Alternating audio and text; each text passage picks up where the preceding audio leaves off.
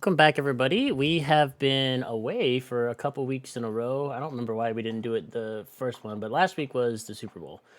That's why we didn't do that one, but we are more than happy to be back now. It's Was been it far too long. Was it two was weeks it in a row, or is it I like don't we think it did one? was. I think it was like one on, one off. Like we did one, then then had to miss one, and then we did one, and then we missed one.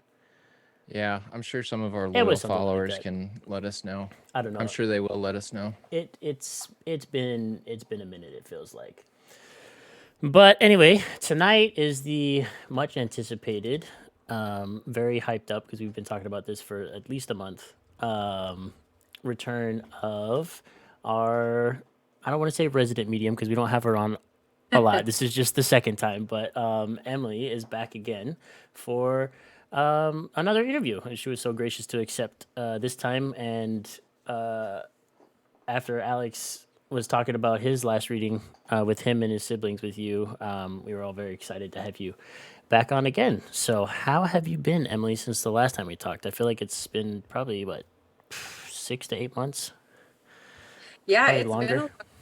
and I was super excited to come back.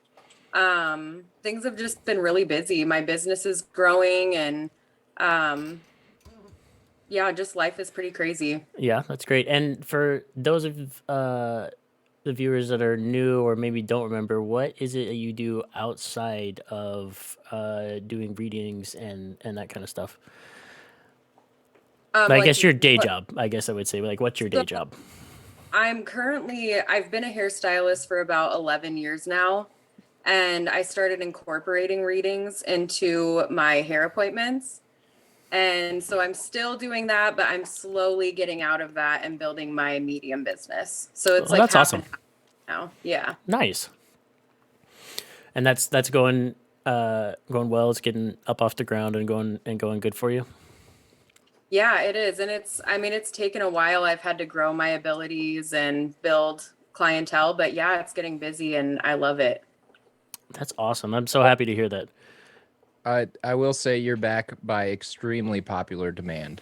The chat has Awesome. been lighting up every time we mention you. They're like, "When's she That's coming back? awesome. When's she coming back?" So Well, I was super excited to come back. I'll say this now: you can come back whenever you want. You Say just the every Okay. word. Sunday, 6 p.m., 7 Eastern Okay. time. You just let us know when you want to be here, and you're premier spot number one if you want Cool. it. So And I would we love that. and we don't even have to talk about like the medium like sphere of things. You can come back on and we'll talk about whatever. oh, Cool. Well, yeah, I love hanging out with you guys. So we thank can you. talk about COVID like we do every other Literally every Sunday. podcast. I feel like I'd be scared to talk about COVID and my views on that. No, it's fine. Yes. We have a lot of differing Same. opinions on here, which like is it's good. It's made for some very interesting podcasts.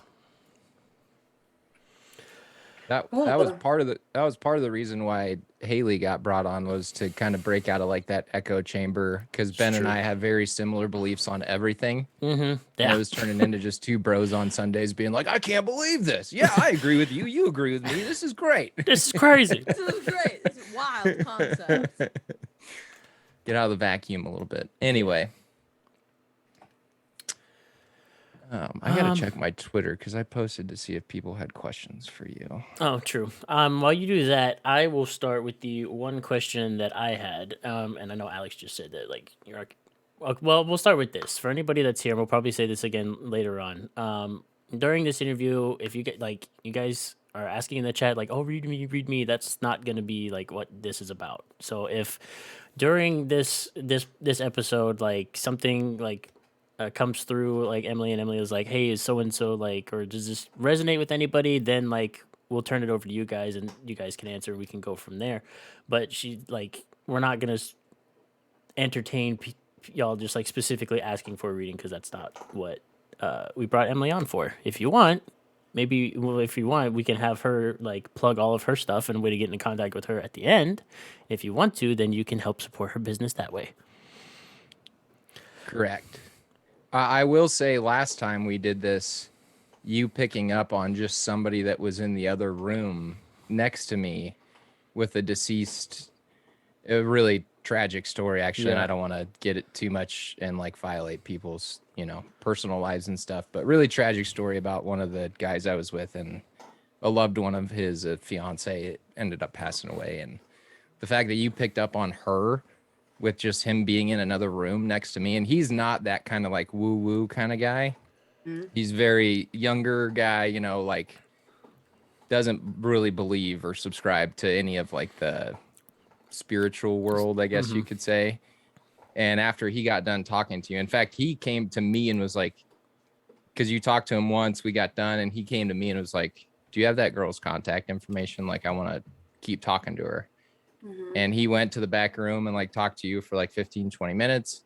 He came back out, handed me my phone, and I was like, was it her? And he just looked at me and nodded his head. And I was like, holy shit, dude. Like that's, I'm as skeptic as they come when it comes, especially because I feel like, not picking on the medium world, but I feel like there's a lot of people who are full of shit when it comes to that realm and are just looking for profit and like taking stabs in the dark and maybe being right or more manipulating people into like getting them to say things that they can pick up on and then just kind of roll with it.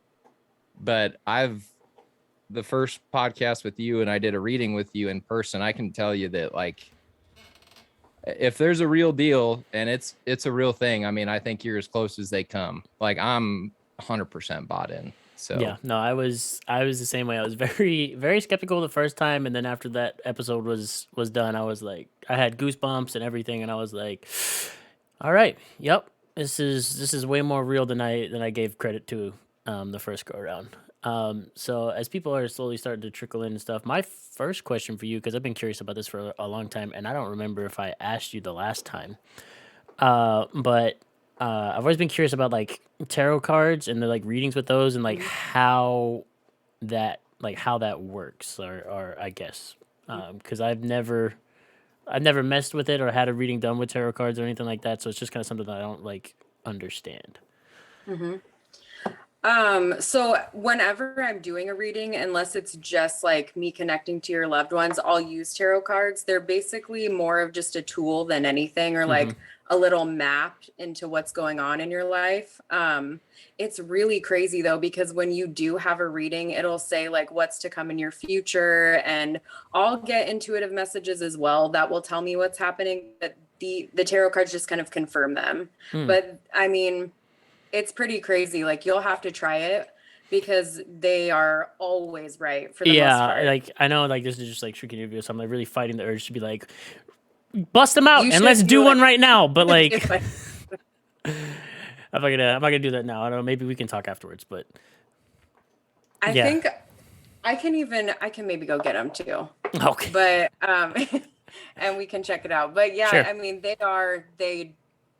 it's hard to believe until you actually do it, but when you do it, you're like, okay, yeah, this makes perfect sense. yeah, because It- like, yeah. oh, sorry, go ahead.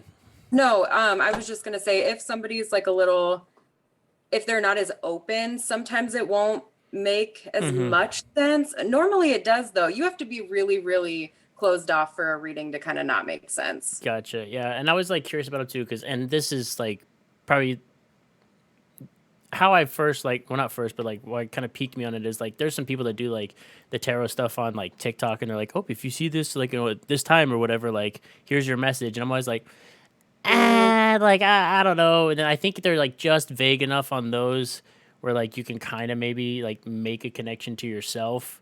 And I was like, is this the universe or are we just being silly? So I'm not into the TikTok ones. Yeah. I've never felt one I've connected with. I mean, yeah, rarely. yeah, and I feel I like feel- some people do, but I think they're just vague enough that you can kind of like grasp at Yeah. straws on there. I agree. So, but yeah, that's kind of what piqued my interest first, because I was like, I'll text Sandy and see if she'll bring them up for me. And I Nice. think that's kind of where like the whole tarot cards and like astrology, going back to what I was saying earlier, when you say things that are just vague enough for people to latch on to, and then the person sitting behind their phone watching that TikTok's like, oh my God, this lady's so real. Like, holy shit, how does she know this about my life? And then there's always some link to like, well, and donate to my Patreon, you know, or Yeah. whatever. And it's Right. like, that's not what you're doing here. Like, you're not just trying to help people.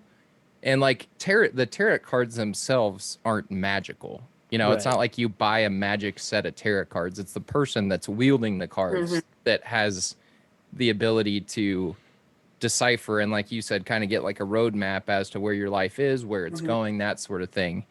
And that's one thing that I didn't even really understand until we had our reading together. Mhm. It's like, oh, it's not the cards that are like the magical being. You could probably do it with like, I don't know, tarot cards you made yourself, you know, or whatever, laminated.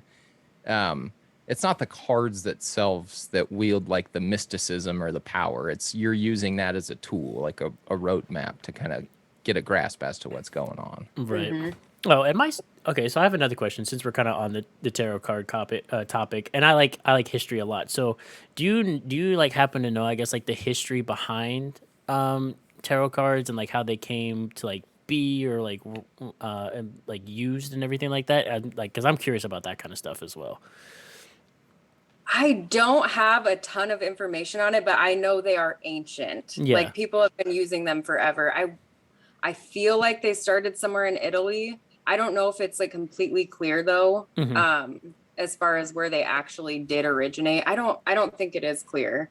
Okay, yeah, because I could be wrong about that, but yeah, because I don't know. I nerd out about like the history of things like a little Mhm. bit, and they always have like these like kind of like medieval like drawings on them and stuff like that, and I feel like that's probably also like if back during like the Salem witch hunts and that kind of stuff, if there was someone that like was gifted like you are and used those, and they kind of just like made the connection was like this lady's talking to the devil.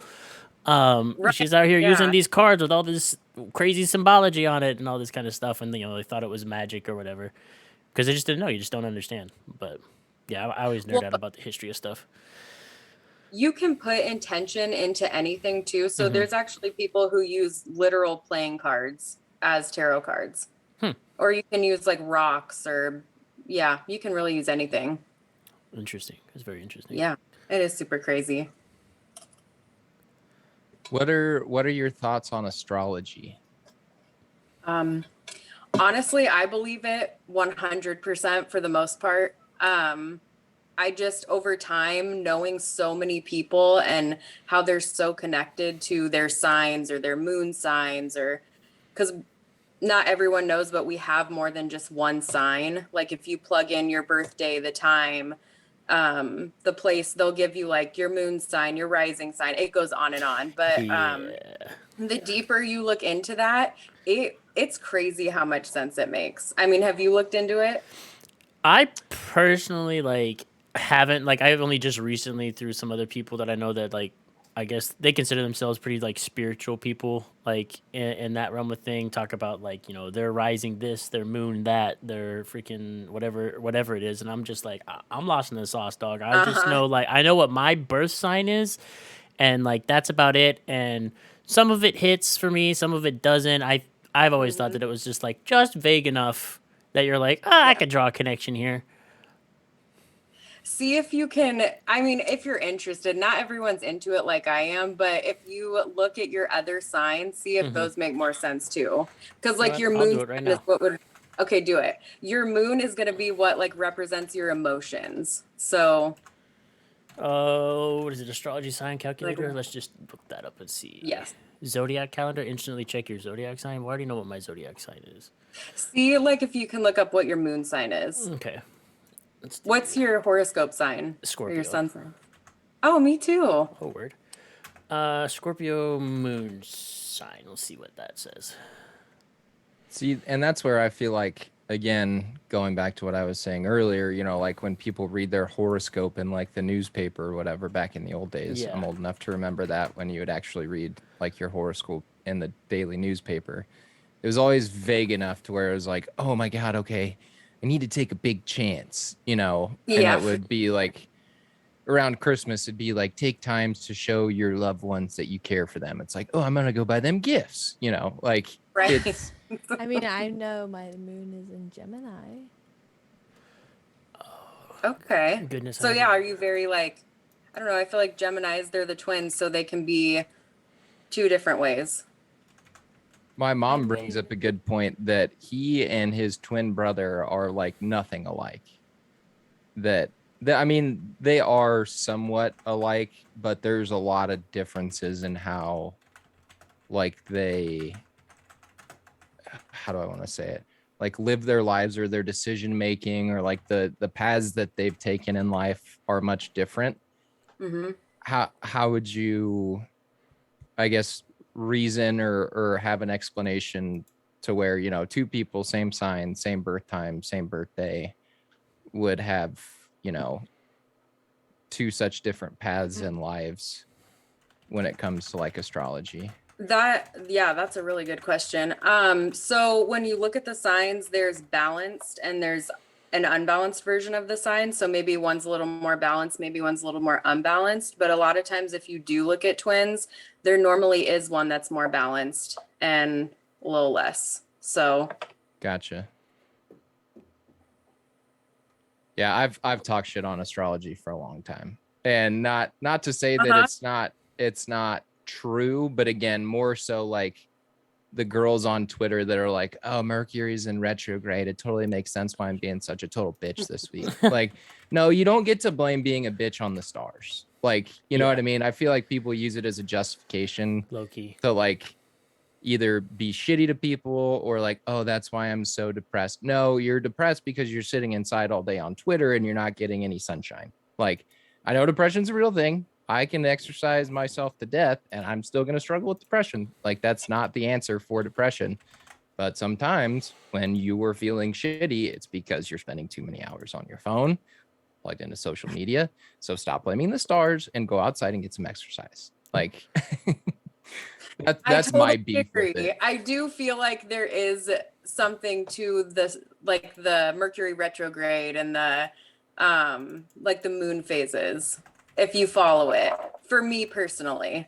Oh, I didn't But rub I my. do agree with you too. I think that there's things you can take from everything. And with the horoscopes and astrology, I think more of like the personality part makes sense to me. Maybe not so much maybe not always like you said, visit your family for the holidays or whatever. If it's super vague, I mean, you got to think about who's writing it too. Yeah. Right. Okay, so I guess I finally figured it out after much Googling. So it says here that and this is based off kind of what I remember off my birth certificate and everything, which apparently they needed, or the time I was born anyway, and where I was born. So it said my rising sign is in 24 degrees Sagittarius. Okay. My sun is in 20 degrees Scorpio, and my moon is in 18 degrees Pisces. Okay. So you know what, just for poops and chuckles, I'm gonna read the little blurbs about these. So for the rising sun or the rising sign, which was Sagittarius, says you are known for being open, frank, outgoing, and honest.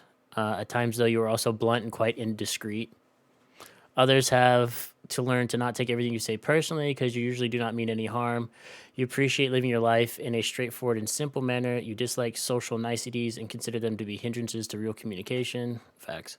You have lots and lots of energy and tend to become quite restless if you feel confined. Also, facts. I had to spend 2 weeks at home for COVID stuff and it was terrible. You demand the freedom to do as you choose. You must be self directed or you feel trapped and anxious. With your abundant energy, you enjoy being outdoors. You should be attracted to physical exercise or to those forms of sport which can help you burn off some of that excess energy. Very gregarious. You love to socialize. Your innate enthusiasm livens up any gathering. So that's the rising one. I feel like most of that's pretty accurate. Do you like to travel a lot too? Yeah, I do. I mean, I haven't been able to for a long time, but yeah, I do love to travel. That's how most Sagittariuses are. So, Yeah, no, I like traveling. Like going to the airport and getting on a flight and going somewhere is always super exciting to me. Like I love doing that. Okay, so then the sun sign as a Scorpio, it says intense and complex by nature. You have an extremely strong emotional reactions to most situations. Feelings are often difficult for you to verbalize. Therefore, you have a tendency to be very quiet, brood, and think a lot. You seldom get overtly angry, but when you do, you're furious and unforgiving. When you make an emotional commitment, it is total. You're not attracted to superficial or casual relationships. If you are challenged, you take it as a personal affront and tend to lash out and fight back in a vengeful manner. You love mysteries and the supernatural. A good detective, you love getting to the roots of problems, and you enjoy finding out what makes other people tick. You are known to be very willful, yet very powerful and quite tenacious. Haley's over there, like. Yeah, Haley has a little bit more insight into some things about me than other people do. So I was Yeah. just gonna say Haley probably knows that better than even I do. yeah, So, so that's pretty friggin' true. That whole blurb. So Moon is Pisces. You have strong feelings and are extremely sensitive. It would help if you had a thicker skin. You tend to react emotionally to every situation you come across. Kind, gentle, and considerate of the feelings of others. You are good at taking care of the sick, wounded, and helpless, but you tend to absorb the energy of others, so avoid those who are always negative. You have a rich, creative, and lively imagination, but you should be careful not to spend all your time daydreaming. Very intuitive. You have good ESP. I don't know what that means. And maybe quite clairvoyant or psychic. Remember that you too have the right to get what you want from life. If you're always defensive and kowtowing to others, people would take advantage of you and exploit you. What's crazy is Scorpio and Pisces are like the most intuitive signs, at least for sure Pisces. So it's cool you have both of those. Yeah, I get the intuitive thing, and without having known this, so like I guess one of my biggest things, we get a little personal chat. One of my biggest things that like aggravates me and like takes me off to no end is people lying to me, because I always find out the truth, like no matter what. So I guess I've always been like, if it's just better if you tell me the truth up front, because whether I want to or not, I always end up finding out the truth. Mm-hmm. And I've always been a good read of people and just how they are after meeting them like once or twice. So it's interesting. Mm-hmm. Well, it was interesting too, because Alex, did he tell you guys how he was reading me when I did the medium party for his siblings? He might have mentioned something about it, but I don't know if he I went brought into it up. super, like, I don't know if he went into detail about it. I brought it up in very brief detail, extremely intentionally, so that it just got glossed over and nobody really asked Oh, questions about sorry. it. No, I'm I think his I'm words were completely fine. like, yeah, I think she said something about me maybe being like some sort of psychic or something like that. He's like, I don't know about it. And then we kind of just moved on. No, it was crazy because I mean, I even cried when I left because it really, like, I felt it. And I think we talked about this last time, how he has abilities. But yeah, he read me and he channeled my brother's spirit and like described him, the music that he listened to. Yeah, he really did. I was crying when I left. That's Dude, how I'm it getting was. goosebumps talking about hearing you talk about it, because What the I heck, like Alex? yeah, it was Yeah. wild. Like I just kept seeing us. I had somehow picked up the fact that he was a skater dude, and unfortunately he passed away in a skateboarding accident, which was kind of strange.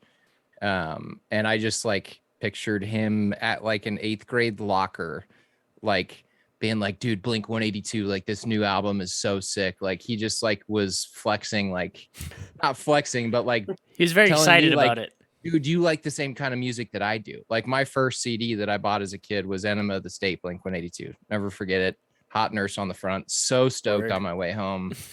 My mom bought me the explicit version, and she was like, "You cannot tell your dad. Sorry, Let's Dad." go, Nancy. Yeah, and dude, I remember just being so stoked. And when I read her, because she was saying that, and I was kind of, I don't know. It's hard for me to talk about, because like again, I'm not like a big like astrology guy, or like a big like, oh, what kind of crystals do you have, or like, you know, my Sagittarius moon is rising, you know, whatever. Like I'm not typically wired that way, but he was definitely like, hey, hey, like, hey, like felt like he was poking me on the shoulder, like, come on, like let's talk, like let's you're with my sister, you know, like let me And then it got to the point where he was like, I feel like I've done this enough, you know, like I kind of just wanted to tell you about my music and like how cool, rad of a dude I was. And it was cool. I had never obviously tried or succeeded, certainly, but it was neat. It's pretty cool. Yeah, it was amazing. Even when we were like tuning into your loved ones, it was like me and you were the ones seeing the people coming through. It was wild. It was. That, like, I felt like this is even going to sound even more woo woo, but like you were sitting to my right, and I felt like there was like a channel from like me to you, because my grandpa, my mom's dad, came through, who I never met, only in dreams that I claim. And then like my grandpa from my dad's side, I could tell he was like kind of like sticking his head in here like, wait a minute, this shouldn't be the only grandpa we're taught. Like, you guys have talked about this grandpa a lot. Like, I was in your life, like I met you, you know. And then he kind of came through, then our childhood friend came through, and it was yeah, it was pretty wild, man. It was cool, very cool. Yeah, it was. You could feel it, the energy. Oh, it was heavy. It was super heavy. As soon as our childhood friend came through, Yeah. like I went from like having very little emotion at all to just like tears streaming down my face, just like in the drop of a hat. Like it was heavy. Cool. I'd love to do it again. Yeah, we'll have to. Yeah, one of these days. We'll let that first reading simmer down, and then We can read each other. there you go. I want to be a that'd be cool. fly on a Okay. wall for that one. That would be intense. Yeah, we can do another Zoom chat. Let's do it that. we'll just do it in November when I come for the wedding. I'll be There you go. I'll be in Omaha. I'll be in Omaha for a week, so We actually should do something like that. that'd be cool. We definitely could. We've already talked about doing a live podcast that week. Not that we have to do it on the live podcast, but yeah, we can work something out for sure. That'd be cool. Yeah. All right. Sorry, Chad. If you guys saw me making faces, I was still reading more of this thing that I pulled up, and it is very pointed. I am concerned about how accurate this is. Oh, your horoscope? Yeah, I was just like, you guys were Yeah. talking, and I was like, I just kept like reading the other stuff, and I was like, what the? Yeah, that's very strange. Okay. Yeah, it is crazy. Anyways, My mom asked me if it was Jonathan with the childhood friend. Yes, Nancy, that was Jonathan. do a live podcast during the rehearsal dinner. No, Slump. No, we'll change our date like the Sunday before I leave or whatever. We won't have a podcast. We might do like a podcast like that Monday or something. Yeah, No, the we'll dinner figure it dinner. out. Oh God, they're the reception, Slump. No, that'd be insane. That'd be kind of cool. We could pull that off. Do a wanna live pull that off. podcast during the I'm reception. gonna be obliterated. We do not want that. Yeah, it's also I'm getting married on Ben's birthday, so that's gonna be a It's wild gonna be day. it's gonna be a crazy week. I started this tradition back when Hugo got married. That was a year ago, a year ago, whatever, 2 years ago, whatever it was. I don't know. But I took a week off to go and hang out with everybody and then go to the wedding. I did the same thing this past year for my buddy Logan. I went and took a week off and hung out with all my friends and stuff back in KC for a week, and then the wedding was at the end of the week. So I'll do the same thing for Alex. Alex's wedding is actually the second Brummel that's having a wedding my birthday week. Mary and Hugo were the first. So Brummels, if you're listening, the rest of you, whenever you're getting married, your wedding dates need to all be in November, right around my birthday. It's a trend now. I just stepped up and made it on your actual birthday, True. like the day of your birth. What a guy. Which again, This is the best birthday present ever. One of my best friends is getting married. And I had no idea November. I mean, I knew Ben's birthday was like in November. Like if I would have thought about it, I probably could have came down with November 12th. But when Kristen said November 12th, I was like, okay, cool. Like it didn't register with me whatsoever. Yeah, because as soon You're as talking he about, told me, like- I was like, that's my birthday. Astrology and just weird shit, how shit lines up like that. It's like, huh? Yeah, that sounds about right. You know? Yeah. It's one of those weird little things that the universe throws at you. It's like, yeah, that's might just be a coincidence, but probably not entirely. Right. Haley, do you have any questions? anything you want to know? Alex and I have been yammering for a little while here. No, she's good. Okay. Yes, Kristen, I know I did not pick the date. That's why I said when you told me it was November 12th, I said yes. Cool. Anyway. All right. I don't Well, know if I want to know more. You want to know more? I don't know if I want to know more. Oh.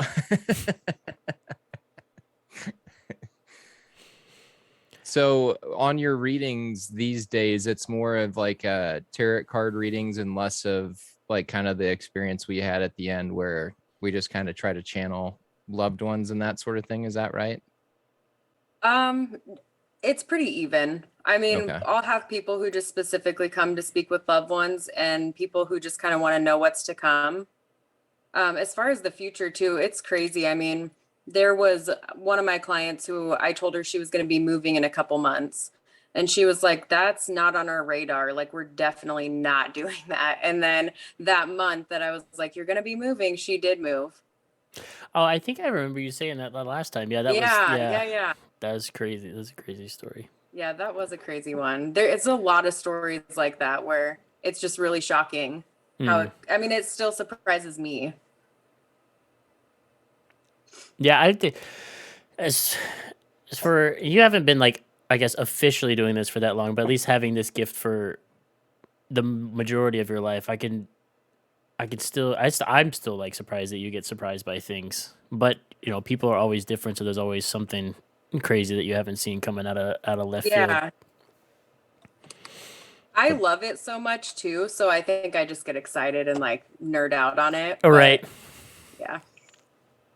And it as you do it more, is it still like as physically draining on you like after a reading, or as you do it more, does it kind of become like the norm, or like do you build up a tolerance, I guess is what I'm trying to say? You definitely build up a tolerance. I still get tired. Like I think Monday I have 4 or 5 readings, so I'll definitely be tired after that. Yeah. But if I'm just doing a couple, it's not as bad anymore. That's good. Yeah, because I remember the last time we had you on, you were tired beforehand. Mhm. And then like Yeah, I and then we're probably obviously tired again afterwards because you had multiple people come through during that. So, but I feel maybe it kind of relates. You know, it's kind of like working out. I guess the more you do it, the less tired you get. But I can't imagine Yeah. five in one day. That's got to be a lot. Well, she was tired last time because my grandpa kept waking her up in the middle of the damn True, night. she was trying to take a That nap, was- and your grandpa was like, "Hello." You know what? Even at work the other day, I was like, I hope something comes through again. And I did not get woken up again. But I was at work doing someone's hair, and do you guys ever have like your ears ringing? Oh yeah. Yeah, I'm not entirely for sure if mine is tinnitus from my job or just I don't know. Mm-hmm. But yeah, they do kind of So- ring eventually, like randomly sometimes. Okay, so if it is spirit related, if it's your right ear, it's going to be like, if it's super high pitched, it's an angel. If it's a little lower, it'll be like a spirit guide. If it's your left ear, it'll be a loved one coming through. So that will happen to me all the time. But I was sitting at work and my ears started ringing, and it's going to sound really weird, but it's almost like my vision shifted a little bit. Like everything just kind of stopped for a second. And I didn't know who was coming through. I didn't feel like it was for my client, so I didn't really know why, but I was like, I got to run to the restroom real quick. And I like took off and I was like, I want to know who this is. And I tuned in and it was this lady who had been murdered. I don't know. I still don't know why she was coming through though. I kind of felt like it was one of the other salon people around me, like maybe one of their clients. But yeah, that was really crazy. Yeah, that's wild. You kind of can't walk out of the bathroom from that and be like, "Who in here knows a murdered lady?" Yeah, I know. I wanted to ask the people next to me, but I'm like, Yeah, how do you ask real slide? maybe not. Do you know someone that got Yes. murdered? Was your no? wife Okay. murdered? Or Yeah, like Quick show of hands in the room. Can I get everyone's Anybody attention, know please? a female that was murdered? Quick show of hands. I know. I Oh, wish I goodness. could, but yeah, Yeah. you can't. not me after this is over evaluating every freaking ear ringing I have from here on out, trying to figure out what's going on. Tune into it. I mean, you can always ask. Like when a spirit really wants to come through, you'll a lot of times feel it physically. So like I'll feel it's like my throat will feel kind of tingly or I'll feel a little nervous. And that's normally when it is someone trying to come through. It depends on what your abilities are too, because some people can like I'll see things as if I'm reading in my mind, like a little movie reel. So if you're more clairvoyant, that's how you'll pick up on messages, or maybe you'll hear messages. Not really audibly, but like you'll hear them in your mind. It sounds weird, but yeah, no, I know what you're saying. The movie reel, like what you just said, sounds exactly like when I was reading you and your brother. It was like I was watching like a early 90s movie. Like I need to have you send me a picture of him, because that would be wild. I'll do it tonight. Because I definitely have an image in my mind of like what he looked like. And if like that fits the bill even more, I'll be like, all right, I need to shut this brain down, dude. Yeah. I need to shut this thing down. Why don't you tune into it, Alex? I mean, you're like wide open. You can't even help it. Honestly, if I'm being 100% honest, it's because I don't want people to look at me and be like, oh, you can talk to fucking ghosts. Like, okay. You know what I mean? Like, it's just like that perception. Again, I've spent so much of my life wired the opposite direction. And again, coming from like a Christian background, like once people are gone, they're gone. Like, in fact, I was talking to my dad after the reading, and he's like, I just don't feel like, people like Melvin, his dad, my grandpa, after they move on, there's just so much better waiting for them in the afterlife that they don't, care about what's going on here. And I forget the exact verbiage, and he wasn't being shitty at all, but he just said, I just don't feel like there's anything here that they care about. And I was like, well, Dad, Grandma's still here. He's like, well, I didn't mean it like that. I'm like, well, but still, like, you can see the reasoning why someone might still want to stick around a little bit. Not even necessarily stick around. I don't know how it all works. Like if there's a heaven, or if, like what you read about in the Bible, or like afterlife where it's just all sunshine and rainbows. I don't know how it all works. But I've just been around too much weird shit in my life with like seeing people that have passed on that like come visit me in a dream. And it's not like a dream where I see them in a dream to where it's like, I'm just like, I can tell. I see my grandpa in dreams all the time, but it's not like he's coming to visit me. I've had other dreams where I'm like, holy shit, like that person was coming. I told you guys about the golf pro that I worked with, was amputated from one knee down. He died. We were kind of on not bad terms, but just didn't end up great. Didn't get to say goodbye. And I was kind of pissed at him. Dies randomly.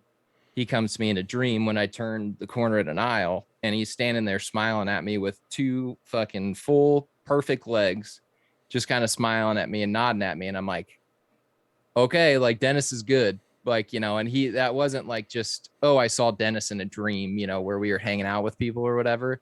That was Dennis came to say like, hey, good, we're good here, dude. Like we're fine. Like, don't feel bad. I'm good. You're good.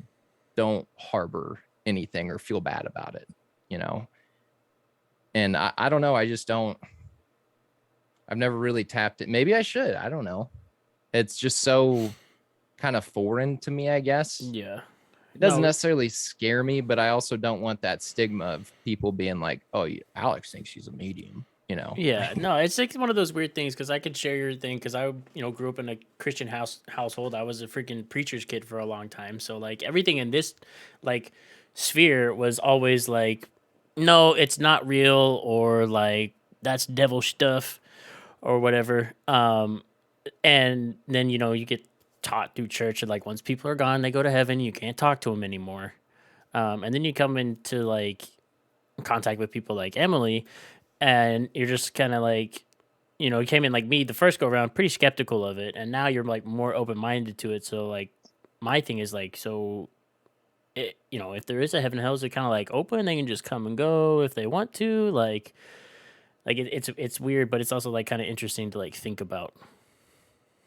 Well, and I always in speaking about this and still being a Christian person, I always think back to when, like Jesus and the disciples were sitting around and they're trying to ask him about heaven. Like, and you can picture the scene, like a bunch of dudes sitting around, like, Jesus, tell us about heaven, dude. Like, how is it? Like, are the streets gold? Like, is there unlimited fish and bread and wine, whatever. And he basically kind of looks at him and said, I'm going to paraphrase, but he's basically says, listen, I try to tell you guys about stuff of the world all the time and you don't understand it. How in the world would you expect me to tell you about heaven or the afterlife and understand it? And it's like, oh shit, it'd be like trying to teach a cow English. Like you can Yeah. work all day every day trying to teach a cow how to speak English or any language for that matter, and it's not capable. A cow's brain does not have that capacity. So when I think about humans and trying to understand the afterlife, I view it in a very similar fashion to where you can study it and you can talk to theologians and you can read the Bible and you can talk to mediums and you can do whatever you want. You're just never going to get it. Like your brain does not have the capacity to understand what happens past Yeah. this life. And to think that you're smart enough to try to understand that, you might get a glimpse, but you're never gonna fully get a grasp on what happens after we depart. And to say that it just you die and the lights go out and it's over, that's the only thing that I'm 99.9% sure is untrue. Like I don't think you Yeah. just die and the lights go out and that's it. You're just done. Yeah, that would lead to a very, very depressing outlook on the rest of life if that was if that's what we had to like look forward to. Well, and even if that was the case, at least we could come to terms with it. And, Yeah. people have fought for centuries trying to establish that as listen, especially scientists. Scientists have turned themselves into Christians or at least agnostic, trying to understand what happens in the afterlife. And if it was provable, we could at least all come to terms with it and say, okay, this is it. While we're here, this is it. But there's just too much other evidence and too many other instances of weird shit happening, whether it be paranormal or people being read and loved ones coming through. I mean, you guys know I'm a huge Teresa Caputo fan, Mm-hmm. and I was the biggest skeptic on her in the world until they did that brain scan on her and she read that NBC cameraman's life. It's like, okay, dude, there's a lot more going on here than just to write this off as like woo woo or people trying to capitalize on profit to take advantage of people who have lost loved ones. Like, I don't know, man. I don't know how it all works. It's just one of those things that we're not gonna understand until we're on the other side, I guess, and we're just gonna have to like live with that. Kristen, my fiance, said she just the other night was getting super vivid pictures in her head, and maybe my spirits are coming to her because I don't listen to them. Well, I feel like you're interested in the medium side of life too. So I don't think you wouldn't have an interest if it wasn't something that maybe you should be doing or could be doing. That's fair. Now- That's a fair point. Yeah, I have a very inquisitive brain about a lot of things in life, but the spiritual world, what happens after life, where do we go? What happens? What's the next step? Has always been, I feel like all of humanity for the most part has been trying to figure out the answer to that question. But it's definitely one thing that I think about often. Mhm. So Well, I maybe I'll feel try like to tap in. You should. And I feel like our souls can be, I don't think I mean, maybe we leave heaven and we come here and we visit, but I think our souls can be at different places at different times too. That's okay. That's an interesting thought. I didn't think about that before. You kind of think If you- about it like yourself. You can't be in two places at once, but like Exactly. your soul is different, I guess. Right. And they say time doesn't exist too. So there True. is that layer. And like, as far as like Jesus's spirits or like different saints or archangels, like they're different places at different times. So they have to be able to separate. And Yeah, yeah. they go full Doctor Strange and just. Yes. I'm trying to think of the theory that I'm thinking of, and this is like quantum physics type stuff. The only reason I know this is from listening to podcasts. But it's not even a theory. It's been proven that there can be two separate molecules in two separate places on the face of the planet that have nothing to do with each other, but one's actions can cause a reaction to that other molecule. And when you think about humans, we're very spatial creatures because we can't operate outside of this meat wagon that we have. Like this is it for us. We can't be across the street and here at the same time. But when you start thinking into like atoms, particles, energy, I mean, the light from the stars that we see is literally traveling from that light to our eyeballs, and that's how we're seeing it. So it looks very far away because it is far away, but that light is still traveling to your eyeballs. It's not like you're seeing something in the night sky. That light is making its way to your eyes. So to say that we're such spatial creatures made up of these atoms and these molecules and souls and conscious, I mean, it's just to, again, breaking this down to think that like, oh, your soul has to leave heaven and come to earth and then yeah, that's not necessarily how it all works spatially. You're kind of putting that into a box that it doesn't really deserve to be in, if that makes sense. yeah, that does make sense. I mean, it makes sense to me anyway. It's like this kind of, I would call it like so astral plane where like physics and time and everything doesn't fit. You can just move freely. Kristen had a question for you, Emily. She asked, what do you do to tap into things like when you get tipped off by something like your ears ringing? She would ask if you could explain that. And then she said, like you said, you stepped away. Like, do you have to answer like the calls per se? Uh-huh. You definitely don't have to answer. If a spirit forces their way in, then they will, but normally that won't happen if you don't answer.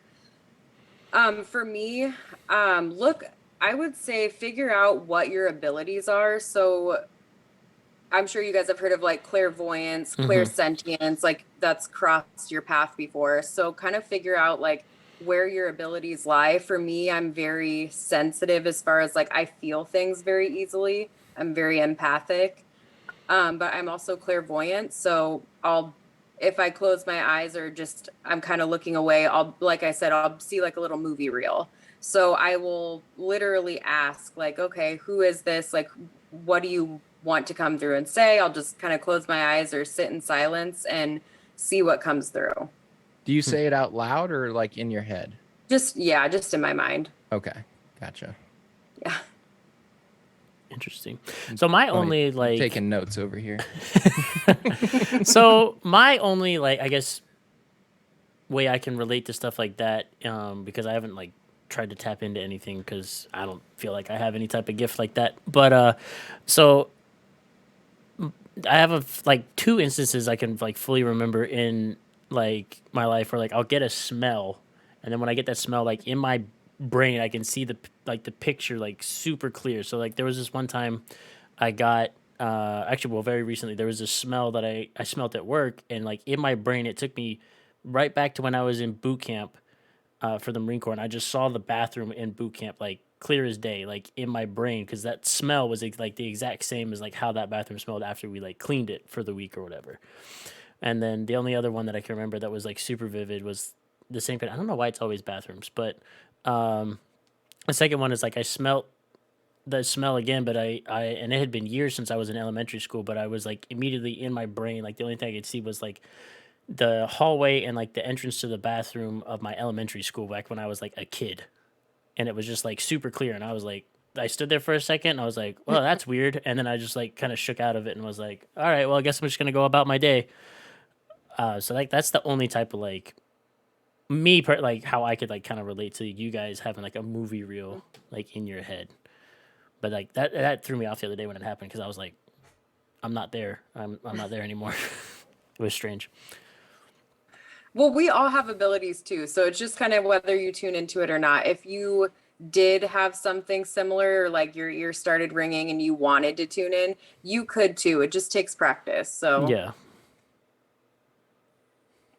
My ears are ringing right now, but they've been ringing. My Oh, ears really? ring every day. Like it's insane. Like they never stop ringing. Basically, I think it's tinnitus. Well, I don't know. maybe Maybe you it's have fucking like sleep. tinnitus for, yeah, maybe Yeah, you I feel have like that. mine is too, and well, mine got worse. Like I was like when I was going through again personal chat, but most of you guys, I think, well, at least some of you know, when I was going through like my divorce, I was like super stressed out all the time. My ears rang like nonstop, 24/7, just like loud as shit. Um, and I chalked that up to like me just being stressed out and my blood pressure was up like the whole time. But I don't know, it was there was at least like 2 weeks like straight where my ears just did not stop ringing. It Wow. was it What? was annoying.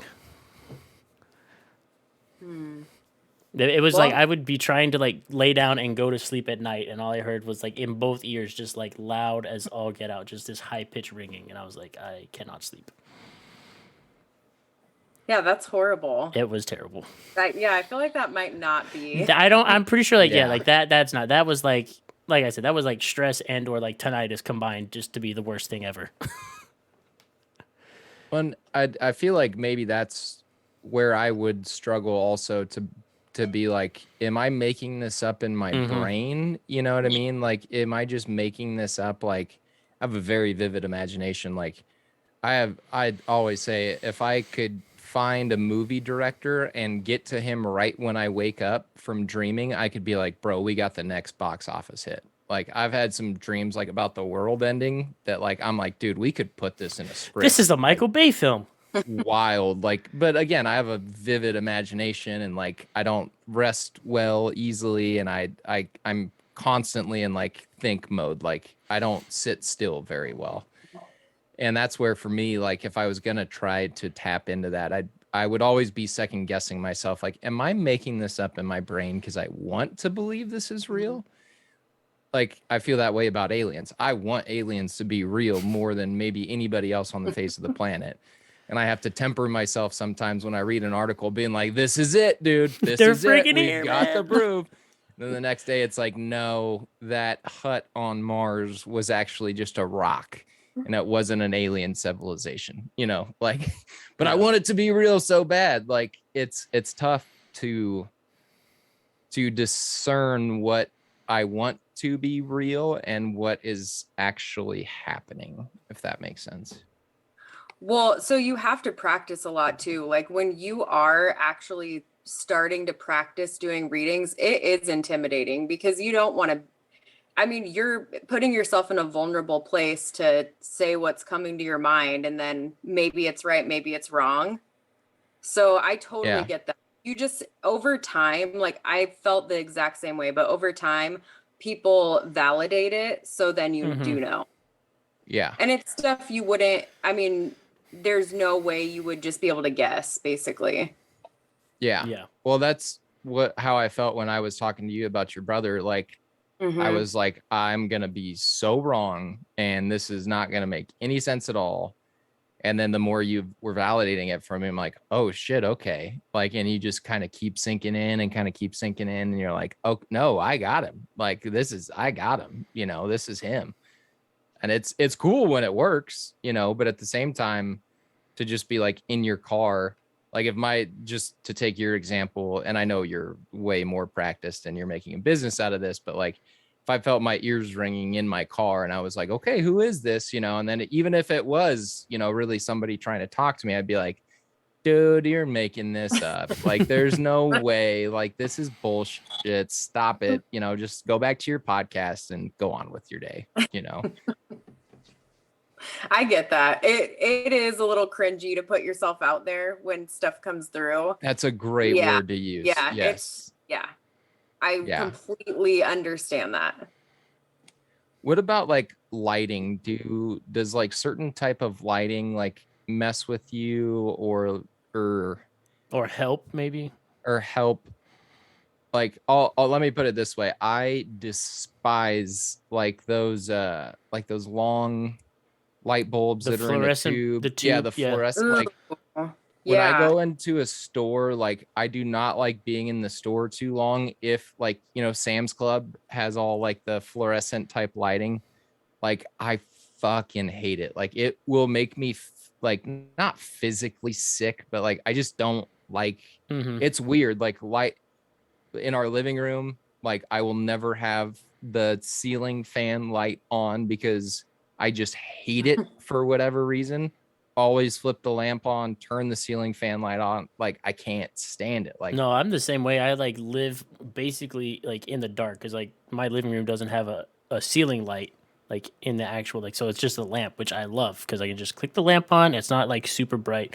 This room is probably my most well lit room in the house, but that's because like I do stream stuff like that and that's just all production value basically. Like my bedroom has a light in it, but I never turn the ceiling light on. It's always just a lamp with an LED in there, and it's not even like the regular like normal light bulb color. It's like a orange, but I've turned it like way down.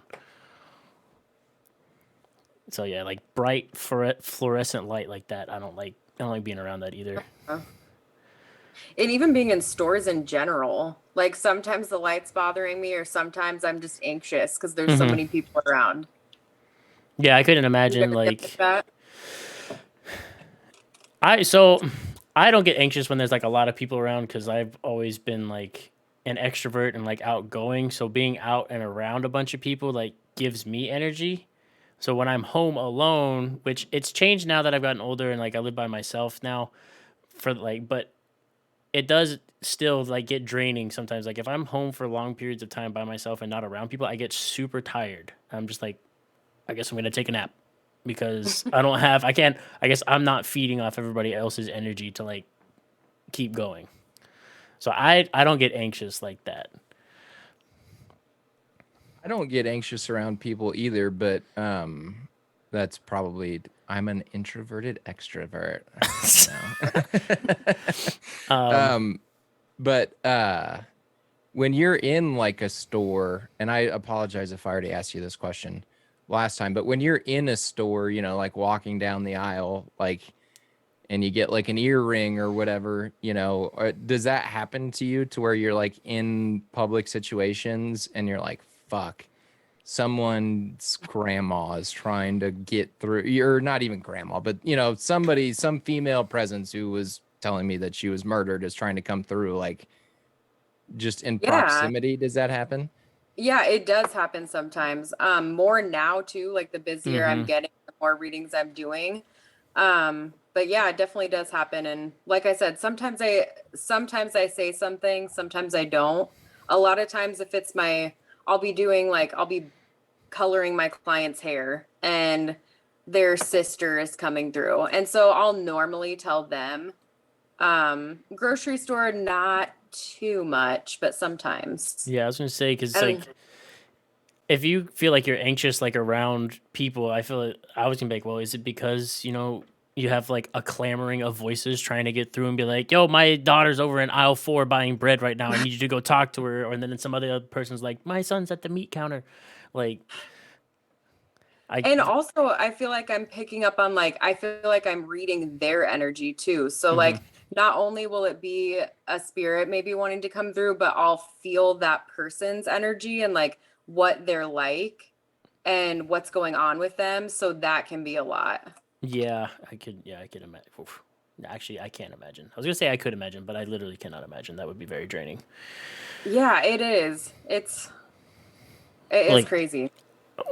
well, I mean, you're doing like a great job like managing it. 'Cause, like for somebody, I guess that was like super new to it, like and not ready to kind of like get in tune with it and practice. Like I could see like the grocery store or something like that just being like the most nerve wracking experience trying to like just go pick up some groceries and live your life. I mean, you got all these spirits trying to talk to you, and then all these other people's energy, and you're just like, I hate it here. I know every time I go, I'm like, okay, just please put a little protection around me so that way nothing comes through. Cause yeah, it is it's just really bad anxiety is what Hmm. it feels like. Just leave the phone off the hook. Busy tone only. Yes, yes, Send it to voicemail. exactly. Send Yes. send a voicemail. Come talk to me later. I'm gonna go buy groceries and take a nap, and then maybe we'll talk. Yes, please. I have another question for you. How often would you say you encounter like skeptics? Like, you know, everybody asks people, "Oh, you know, what do you do?" You know, and I'm sure you've been in situations, or maybe not. Maybe you don't come out and say it, or you know, how often do you encounter skeptics, and what's kind of like your way, or you're, I don't know if you necessarily try to convince them or whatever, but tell me what that looks like when you encounter skeptics, because we have a skeptic in our chat. Yeah, you So just Okay. said I'm a skeptic, so Okay, so I don't as often, only because I have people coming to get readings from me. Yeah. And when I am with people, the people I hang out with are kind of into that anyways. mhm. I mean, it sucks, honestly. It's the times where people do doubt you. Mostly it's been my family Mm. or they've been kind of against it. So I mean, I get the skepticism though. Like if there's a difference if someone was like seriously trying to like make me feel bad about it, or if they were just like respectfully skeptical. Mhm. And I completely get that because it is hard to believe unless you've had experiences. It's like, how can you really? Right. So I understand that. And not to get too personal, but like I try to remember from last time, you grew up in a decently religious household or no? Yes. Yeah. It was born again Christian household. Okay. Yeah. So Okay. So yeah, pretty pretty much same with Alex and yeah, me. Okay. So that makes demonic for sure. yeah. So that makes yeah. Okay. So I can see how your family would be like, do we need to call the church? Yeah, for sure. Gotcha. So I had one question that just kind of popped into my head. I know there's some people in the world that are very like into crystals and that kind of stuff. And I don't know if like does that kind of like fall into the same kind of sphere as like your life and being a medium and that kind of stuff? Like is there any validity to that, or are they just kind of like rocks? But I know you could said that people can use rocks as like tarot cards. Okay, so there actually is, and I was very skeptical of that for a long time because it just sounds weird. Yeah. I mean it's rocks. So Right. You're like, um this rock is attuning my energies and it's great. And you're like, right. dog, that's like a pink glass crystal you bought at TJ Maxx. I don't know what you're talking about. Exactly. Okay, there are a lot of fake ones. Hmm. So there's who will say they're real. But I really actually do believe in it because the store I do readings in, it is a crystal store. It's called Awakenings. And there's been times where I've just picked up some of them to do readings with, and I'll even like physically feel different. Like there was a time where I even felt dizzy holding these crystals because they're super high vibration. Hmm. So if that makes sense, they vibrate at a certain frequency. Some of Well, them, if yeah. they're like attuned right. So if you Okay. save them or if you like kind of like clear their energy to where they're supposed to. I know it sounds so crazy, but yeah, try it. It's real. Yeah, I was, yeah. I'll Well, use them. if I wanted to like super logical, like logic brain explain this, like with science, like everything vibrates because molecules Yeah. vibrate Exactly. depending on like, uh, heat or cold or anything like that. So, I mean, it would not be out of the realm of possibility for, science and this to kind of like hold and like link together Hmm. Have to you do things. seen the videos from that guy? He created a device that he calls it like mushroom music. He puts these like electrodes, Oh, like no, I know what you're patches talking on about. like different mushrooms, Mushrooms as they're like growing and stuff. and they create different frequencies and different sounds. I I haven't. You should look into that because it's Okay. pretty cool. He'll do like different mushrooms, like he'll do flowers, he'll just do different Yeah, and things it kind of in like mashes nature. it all together And they makes all put music. off they put off a certain like frequency or energy or vibration. I don't know what the exact right term is, but based on that vibration or energy that they're putting out, it transforms into sounds and like into music. And it's really interesting. And when I saw that video, sorry, mom, I went back to when I did DMT. Again, well, so hear me out. I was not doing DMT recreationally. I'll This put was it for that way. experimental scientific purposes. This was truly from the bottom of my heart to try to figure out. I had heard a lot of stories about it, and I had heard a lot of people like seeing the same thing. And there's some evidence that it helps with depression and like kind of helps your outlook on life. And when I was listening to those sounds completely sober, it reminded me of that experience to where everything kind of takes life and takes shape, like even like the fibers and like carpet, like they almost come to life, if that makes sense. Mm-hmm. So again, I don't think crystals are like, oh, just pick it up and put it in your pocket and it's like an unstoppable pill and you'll just go out and smash a job interview and become a millionaire. But again, it can potentially be a tool to assist you, especially someone that is clairvoyant or in those types of readings, that if you're very in tune to yourself and to the world around you, I mean, again, anything, it's impossible to rule out any of those being at least a helper or assisting you in trying to accomplish what you want to accomplish. Yeah, and I mean, there is a lot of things on shrooms and DMT and ayahuasca that do say they tune you in spiritually. So I have never done them, but I'm not against it either. I would Couldn't imagine. to go on an ayahuasca retreat. I would love to. That's like goals for sure within the next 5 years. I really want to go on an ayahuasca retreat. Again, it's not like recreational, like I want to go get stoned in the forest or whatever. It's like because you're curious and inquisitive, so you want to know what it's like. It's enlightening. And Yeah. if it's full of shit, I can come back and tell people, dude, that's all full of shit. Like it's just getting stoned in the forest, But if there is something there, I mean, Ron White claims that he went on an ayahuasca trip and he's completely sober now. The dude used to drink a bottle of tequila a day and he's a completely different person afterwards. So it's interesting to say the least. Right. I couldn't imagine like Emily with like how it like in tuned you are with your abilities, like what it would look like if you were like on DMT or something like that would just be. I couldn't imagine that'd be like a crazy ride. I never thought about that actually, but I don't know. It sounds interesting. Yeah, I feel like on that one, you definitely have to tell your spirit guides or everybody, be like, yo, Yeah. definitely take the phone off the hook on this one. This is like, we're not doing this. I'm just trying to like see something here.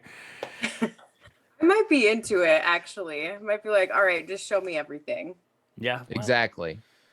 My mom says WTF, Alex. Yeah, she's very disappointed. It's not like I was 20 years old. I smoked sativa in college, and that was a never again. That was a completely different type of like a totally like artificial, like tricking my brain into something that was not going on. And No thanks. I did not like that. That was not fun. I would never encounter anything, or I don't want to ever encounter anything like that ever again. That sounds like no fun. No. So I'm not like, I don't smoke weed, but Mhm. I obviously it's the 21st century. We all have. And so I will say like the times that I have, it is very intense. I don't know if this is what you felt, Alex, but it's like all this chatter in my mind. You would almost think I was like schizophrenic or something if you don't know about this like psychic stuff. But it's just like insane amounts of chatter that will come through. And I've written some of it down and I looked back at it and I'm like, I can't even believe I wrote that. Like, I don't even think I did write that. Like all this guidance and almost like a therapist. Interesting. That's Yeah. very interesting. Yeah, I definitely Maybe didn't have any of that when I used to partake. No, I No, feel like most people don't. I know I was like, this is too deep for me. I don't think I can do this anymore. It's too much. That was cool. Okay, bye. Yes. I'm all about healing, but this is like real deep. Yeah. We're not ready to open that door yet. Yes, Thank you. not yet. We'll get there. Goodness. I have another question just again popped into my head. So I don't know how linked this is with being a psychic medium or anything, but chakras. Mhm. Do you feel like that kind of that links with your abilities and like people like everybody has their chakras and that kind of stuff? Yeah, so again, like before I got into all of this, I was kind of like very skeptical of that as well. I've been skeptical of everything. but they're basically like if your soul had muscles. Mm. So like a lot of people know your third eye chakra. It's like Mhm. in the middle of your forehead. That'll be your ability to see clearly, or it'll be like where I want to say like depression can be stored Oh, too. word. Or like in your throat you have a chakra, and that'll Mhm. be where you can have the ability to speak your truth or speak clearly. And if it's blocked, a lot of times you'll have health issues there. And look at the people around you. If they have thyroid issues or anything with their throat, a lot of times they're not speaking their truth, they're holding back. Interesting. What exactly is a chakra? I've heard of a chakra, but I don't know like the exact. So it's just an energy point. So Okay. yep, just different energy points in your body, and like I said, it's like your soul's muscles basically. Interesting, because I think, well, depending on I guess what type of yoga class you go to, they talk about those as well, and definitely like through meditation, they talk about getting those like in line as well. So yeah, I've always Where- it'd be kind of interesting. Where are your chakras? You said one in the throat, one in the. So I think the forehead. ones that I know, it's like there's like your head, which is your third eye one. There's the throat one. There's one like in the center of your chest, in your stomach, I think as well, and then like in your pelvic region. I think there's one Uh-huh. more. Yep. I think that's all of them actually. So those are like the standard ones. I didn't know this, but I guess we even have chakras like in our hands or way above us in our auric field. Huh. Yeah. So there's like the normal ones that we all know of, and then there's all sorts of different ones that we haven't even discovered. Interesting. So basically, if you're full of shit, your pelvic chakra is going to be a little backed up. Constipation Yeah. plagues you. Yeah. That's funny. Or like if you notice, you guys should look into it because it's really interesting. If you notice people who have like stomach issues, because there Mhm. is a chakra in the middle of your stomach, which is your solar plexus, they have a lot of issues with their confidence, like very low self-esteems. Okay, at me next time. Okay. No, I'm just kidding. Um, So you want to work on those though. Like you can, Yeah. again, it's going to sound really crazy, but like carry yellow stones because it's a yellow chakra, or get Reiki, which is someone who heals energy and works on energy. And they'll tune them all up. But you will notice when people tune up your chakras. Interesting. So now I'm about to go on a what Uh-huh. the Aboriginals call a walkabout, and I'm going to start going to all these things just for scientific research. My own Yeah, you should. my own curiosity. Go get some Reiki. Yeah. What is Reiki? Reiki is healing energy, and it's basically like I do it every once in a while, but you'll merge with like spirit's energy, and through your hands you can help with anxiety, ease physical pain. A lot of people who have cancer will get Reiki and they'll be able to sleep, or they'll feel like they can eat better.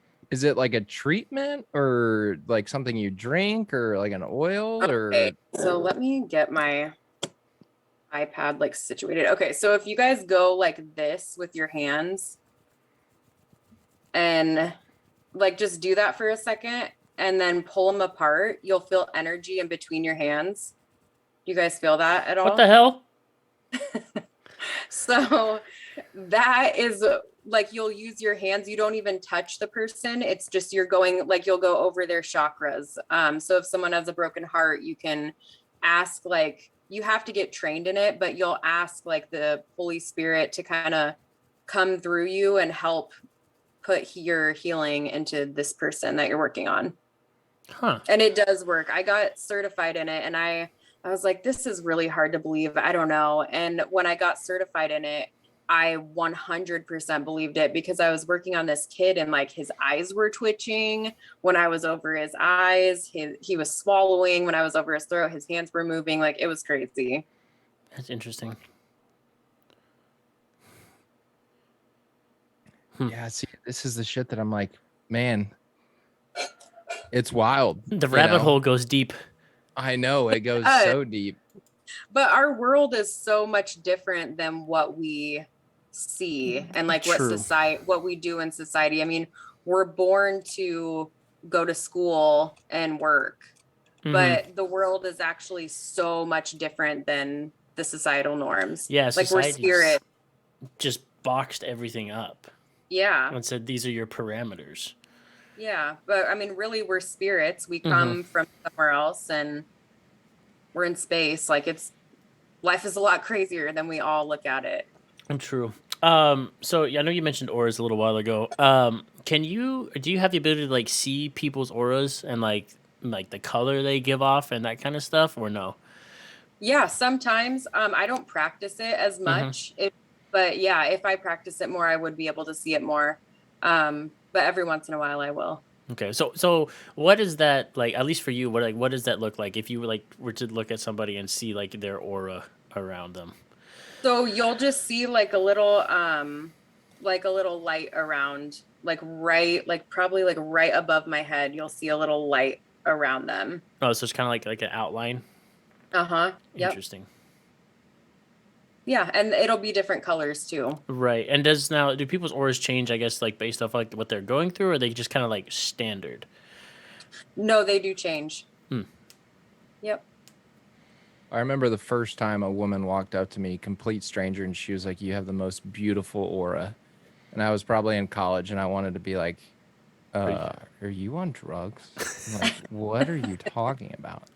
She's like, "No." And then it was a couple years later, same thing, like in a grocery store, some woman came up to me and she's like, "Your aura is just gorgeous." I'm like, "What is an aura? Like, what is this? Why is everybody talking about my aura? Like, this is the weirdest thing in the world." Apparently, I have a good aura. I don't know. I mean, people like being around you, so there you go. It's the red hair, dude. It's Yeah. I've never had anybody come up to me and say that, so really? yeah. Right. One day you're going to be the resident medium because it's not normal that people come up and say stuff like that. But people say stuff like that to me too, and they always have.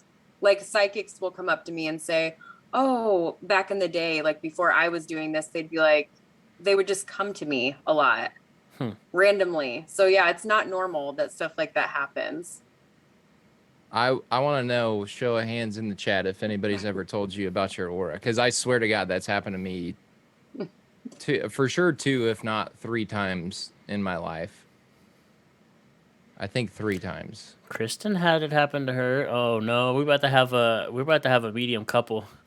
I talk about a power couple. Lord. This house is about to be full of chatter, bro. Holy Spirit, activate. Yeah, I don't have people coming up and say, "Oh, you have a great aura." I get like, "Oh, you have nice teeth," and I'm like, "Oh, cool, thanks." Never had the nice teeth. Yeah, I've I never. have nice teeth. Almost every time I go No. to the dentist, they're like, "You have beautiful teeth," and I'm like, "Thanks, I spent a lot of money to get them fixed."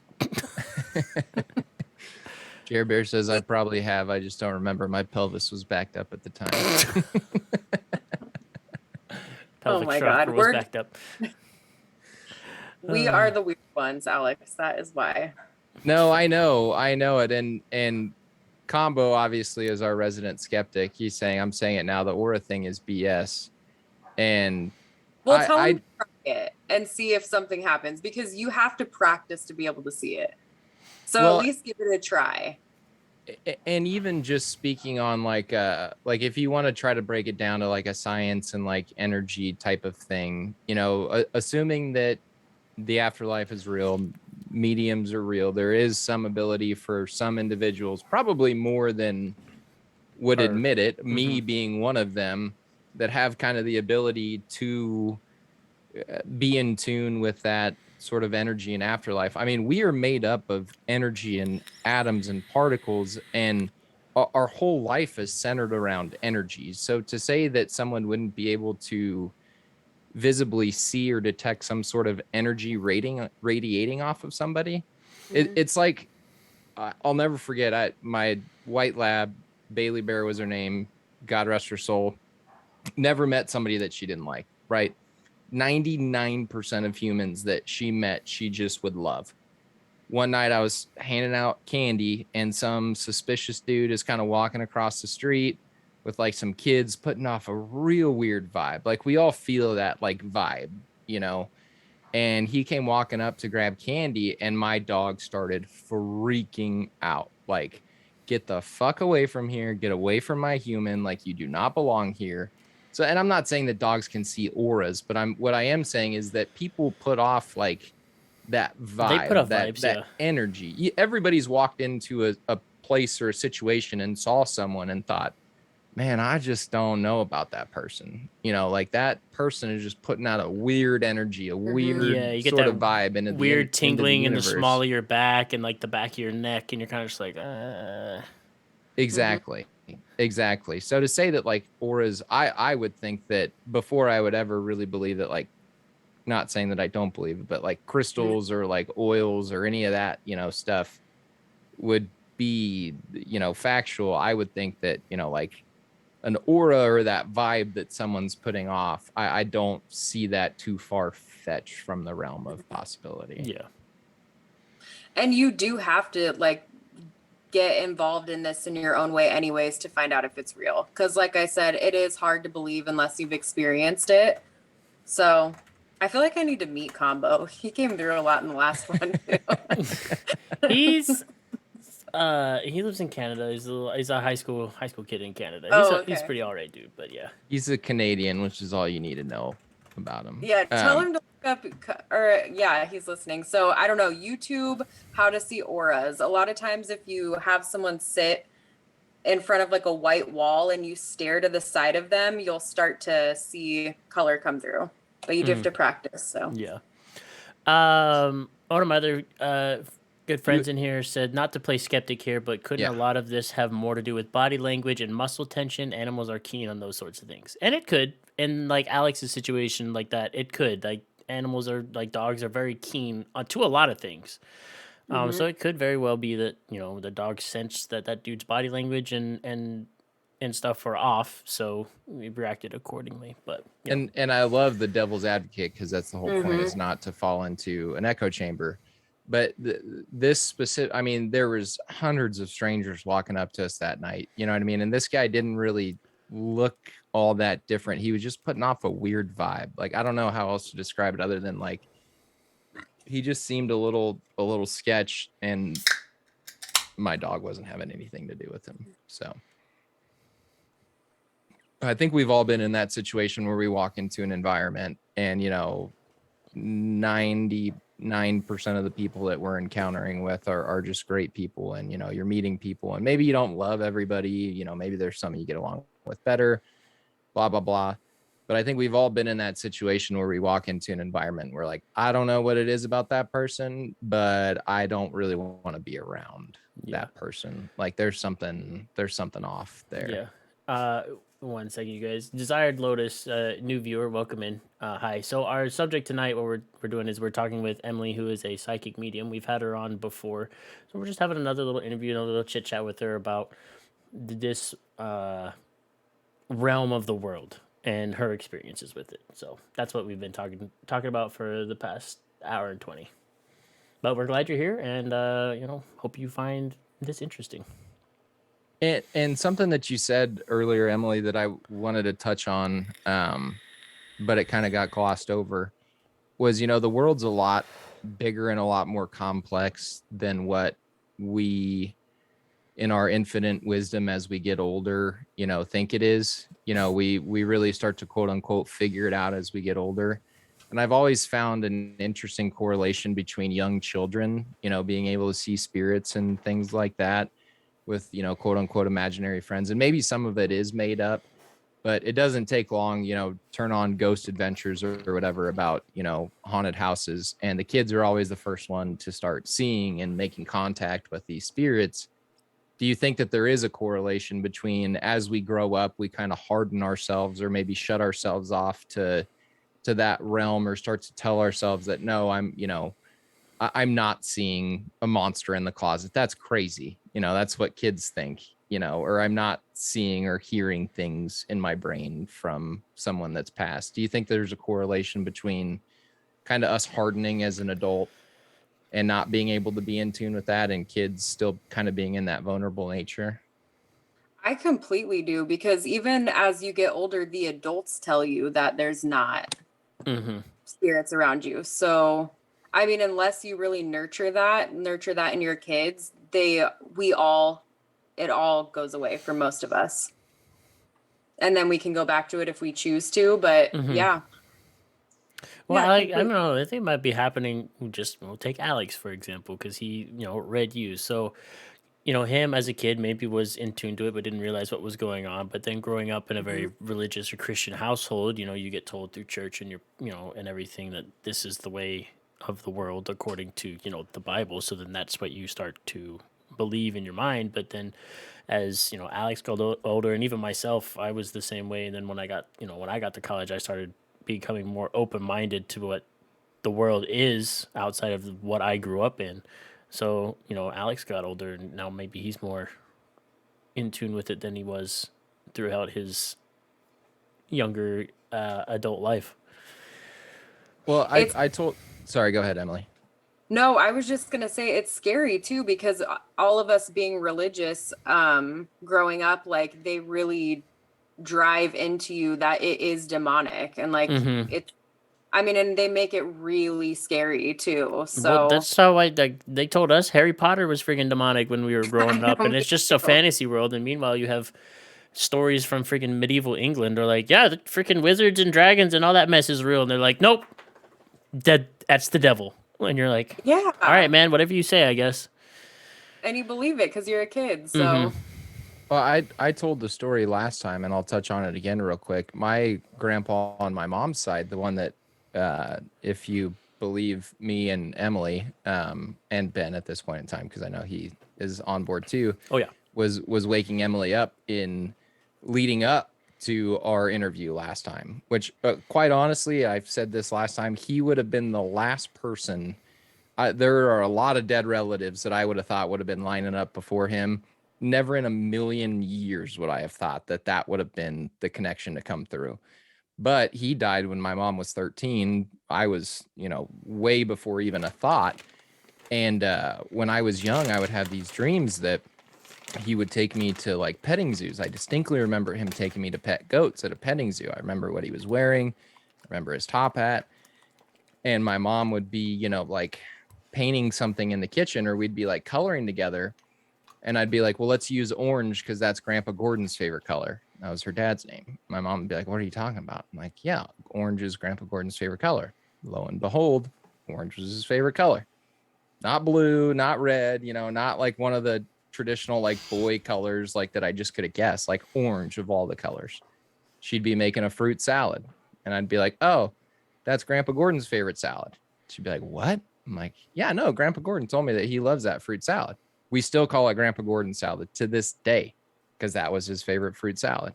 So like, how would I know these things? You know what I mean? It's Mm-hmm. not like I was trying. It's not like I'm an adult trying to say like, oh, look at me, I'm, a medium, or I can talk to Yeah. dead people or whatever.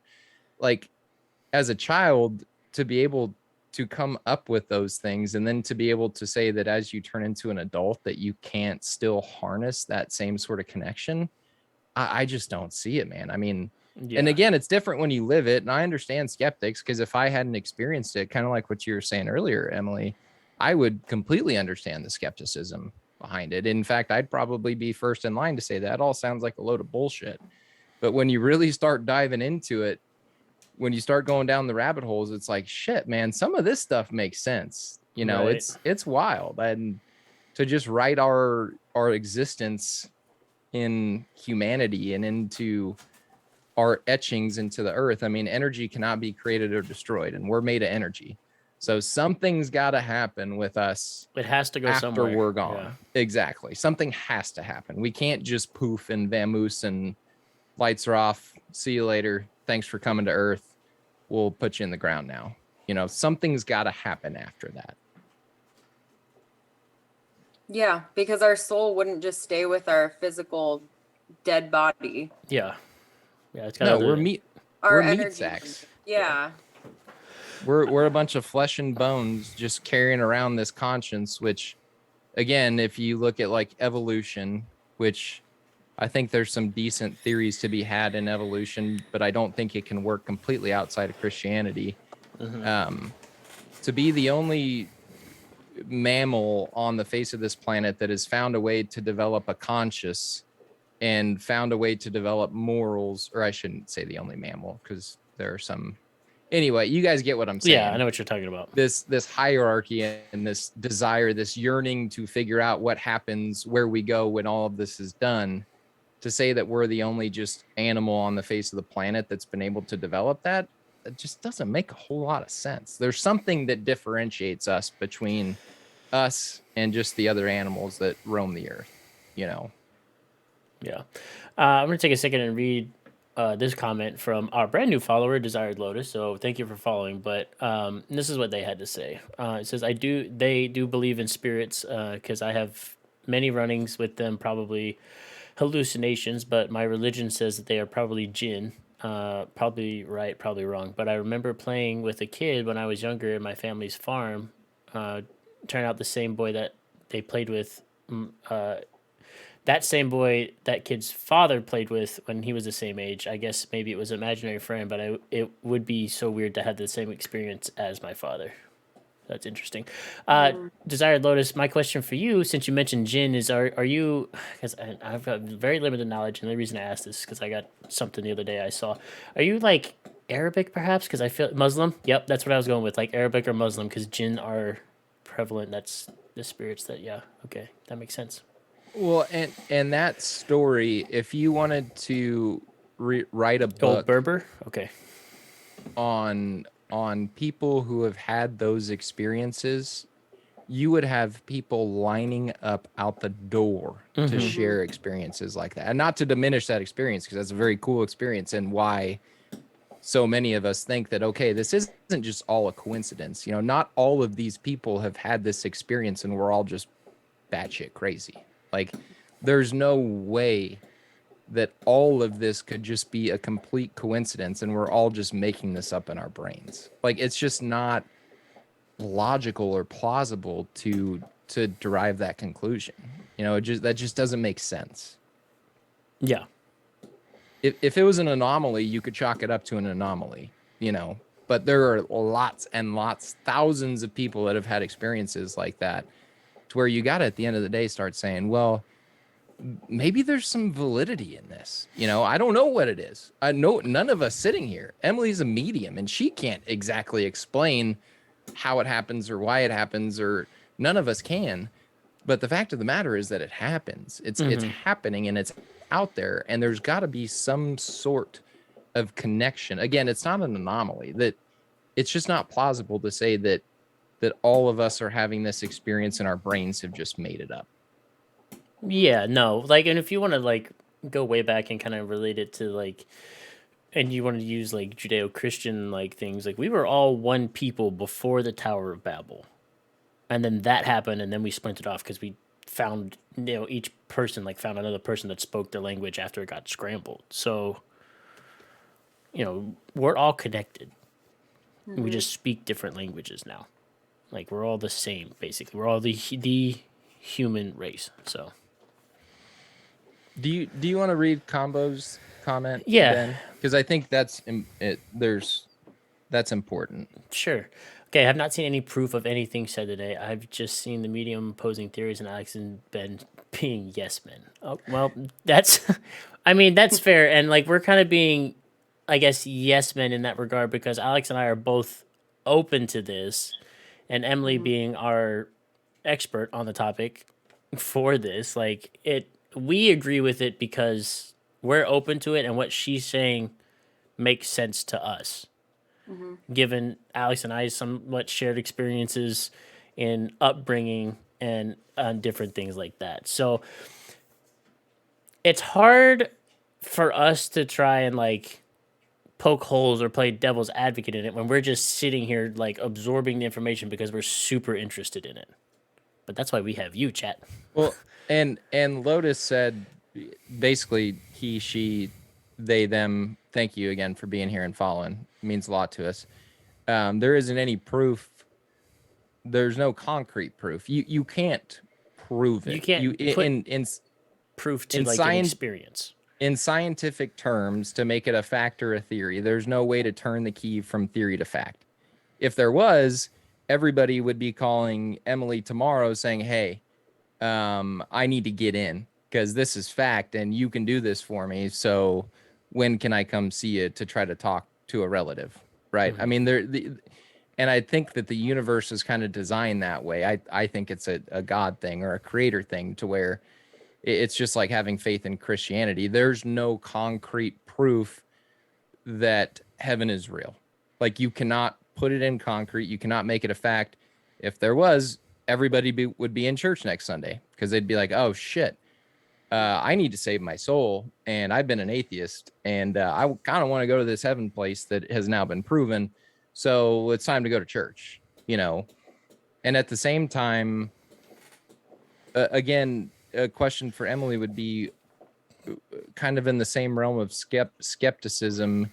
How would you, in your best way possible, and not even that you have to, but how would you try to explain to someone that is a skeptic what this is, why you read people, how this came about to you? Because I asked you last time, this wasn't necessarily something you grew up like, I want to be a medium when I grow up. You know, it just kind of fell into your lap. Like you didn't really necessarily ask for this. I mean, as far as being skeptic, I would encourage people to, I mean, you don't have to put so much pressure on it either. You don't have to believe in it. There's absolutely nothing wrong with that if you don't. I love doing what I do because people who are grieving can find peace and comfort in being able to speak to a loved one. You'll know it's valid depending on who you're going to, because there are a lot of psychic mediums who aren't real, and they will prey on your emotions or your body language. But you'll know if it's your loved one coming through. It will be very valid. The person will tell you things that no one else would know. For example, Alex's grandpa coming through, like the type of hat he was wearing, like the most random hat in the entire world. Like, so you'll know if it's real or not, and you have to experience it for yourself. So I would say, I mean, I'm going to plug in my information after this so you can message me if you want to get a reading or get a reading in general and see what comes through for you. And if you do want to be a little bit open, because if you are blocked, I mean, if you can believe a tiny, tiny bit at least, or just be open to the experience so that way that person can read you. But I mean, ask questions and follow your own path, but there's no pressure to believe. I mean, the people who really are haters and like hate on it so much, which obviously is not the chat, they have their own religious, more than likely, or whatever it is, reasons why they do that, or why they think it's so wrong. So, I mean, question it. You should question it. You shouldn't just believe everything someone's saying. Yeah, which is what like Desired Lotus was saying in here, because he's in judiciary school right now. So with that, like they need concrete proof for things, which is where that skepticism comes from, which is totally believable and fine. Like for me, I was always a person outside of church that was like, I need concrete proof about stuff because my brain's very logical. I like seeing the facts and the reason behind things. And then, as I got older, I became more open to it. So like my experience last time when we had Emily on, I was very skeptical, but I was at least a little bit open. And then towards the end, she had my grandpa come through, which wasn't really much a message for me. But there was a little something in there for me, but it was more geared towards me being able to go to my dad later and tell him that, granddad's fine and he's good now and he's at peace. And, he's still like looking over us and just like kind of a reassuring thing. Cause that hit my dad hard when he died, cause his dad died. So like, that's tough. So like after that, I was like, but I'm sold. Like, it's just like one of those things that you're not going to really like believe it full heartedly until it happens to you, pretty much. And that's your proof, is when it happens to you. Yes. And another thing, you can ask. I mean, it might seem, again, cringy or weird, but talk to the universe. You can ask to see things. Like a big defining moment for me, and I talked about this last time, was I have a grandma who's 100% does not believe in any of this, but she's very lonely. I had a grandpa pass away, her husband, and she just never thought he was around her. And it broke my heart when she told me that. And I was bawling my eyes out, just like praying and talking to my grandpa. And I was like, please just show her that you're there because she is so alone. And I swear on my life this happened. My grandma texts me like a couple days later and she's like, hey, I have a message from your grandpa. And she said he showed up in her room and like talked to her and said, it's time to wake up. Like, I'm here with you.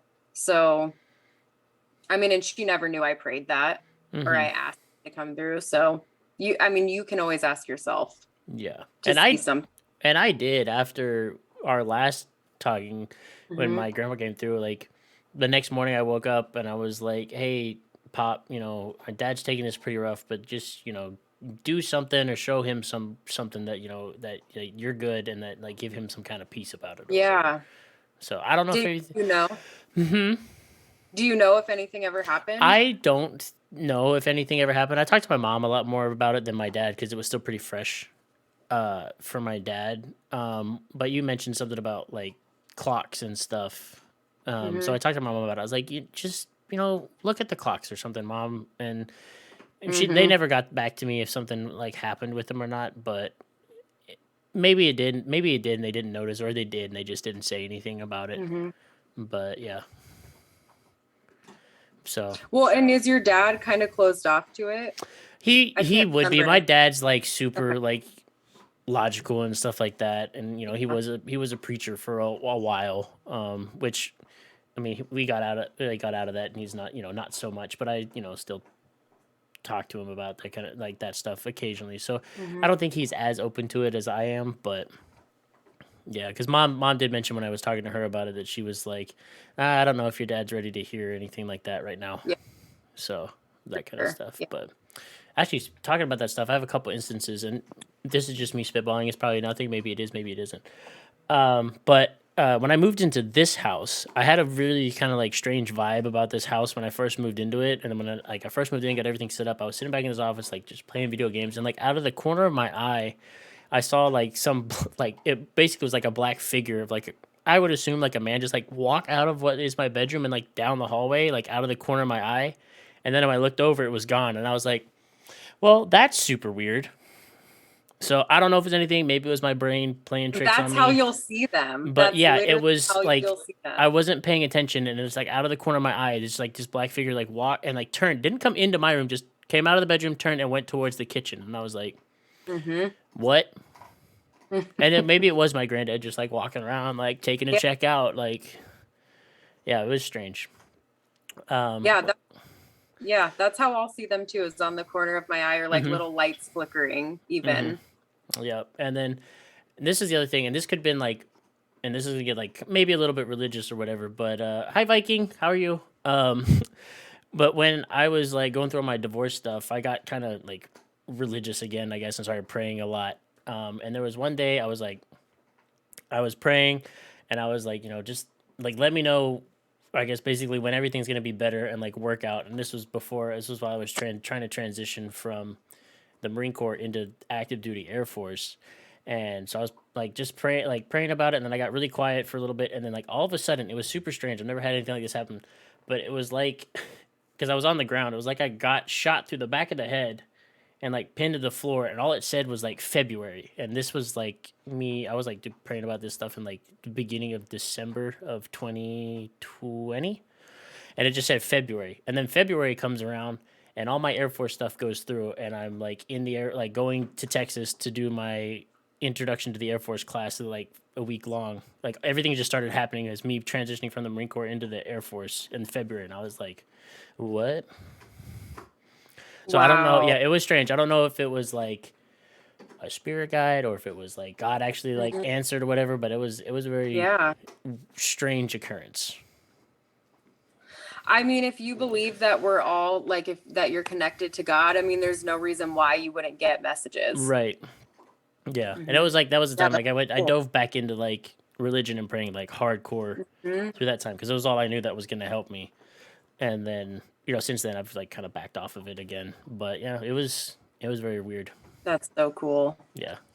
Yeah, I believe that 100%.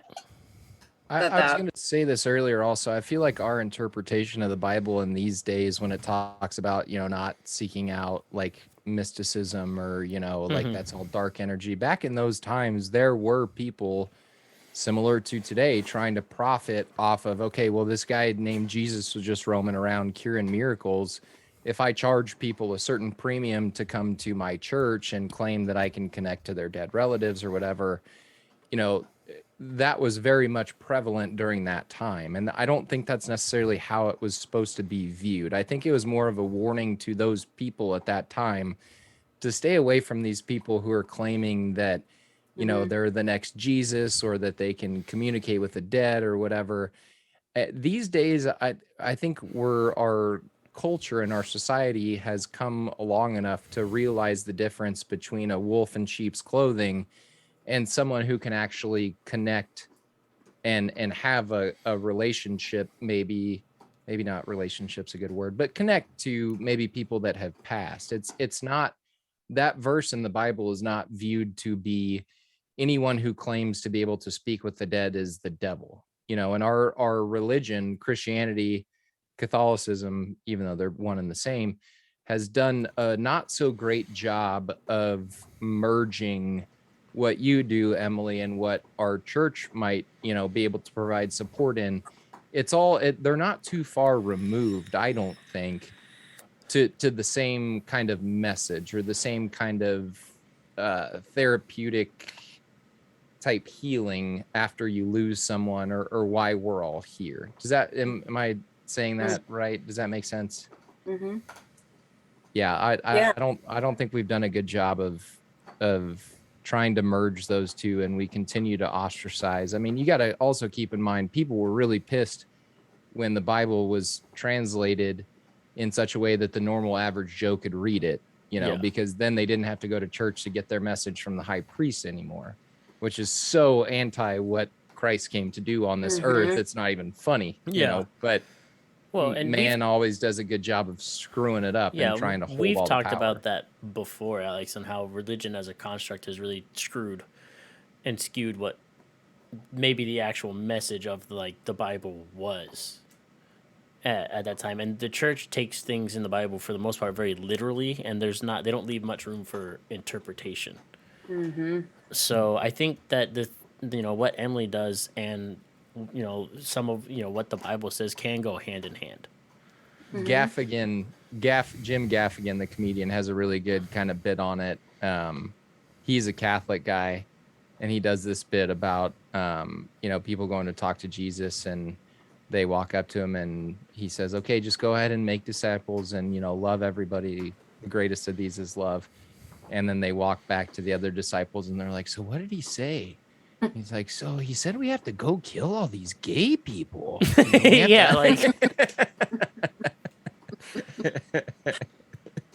yeah, it's when did that even get implemented? I want to know that. So I think, and this That's is because another I've done, podcast. yeah, that's another podcast. So very briefly, when the Bible got translated, especially the Old Testament, that blurb where it says one man will not lay with another man.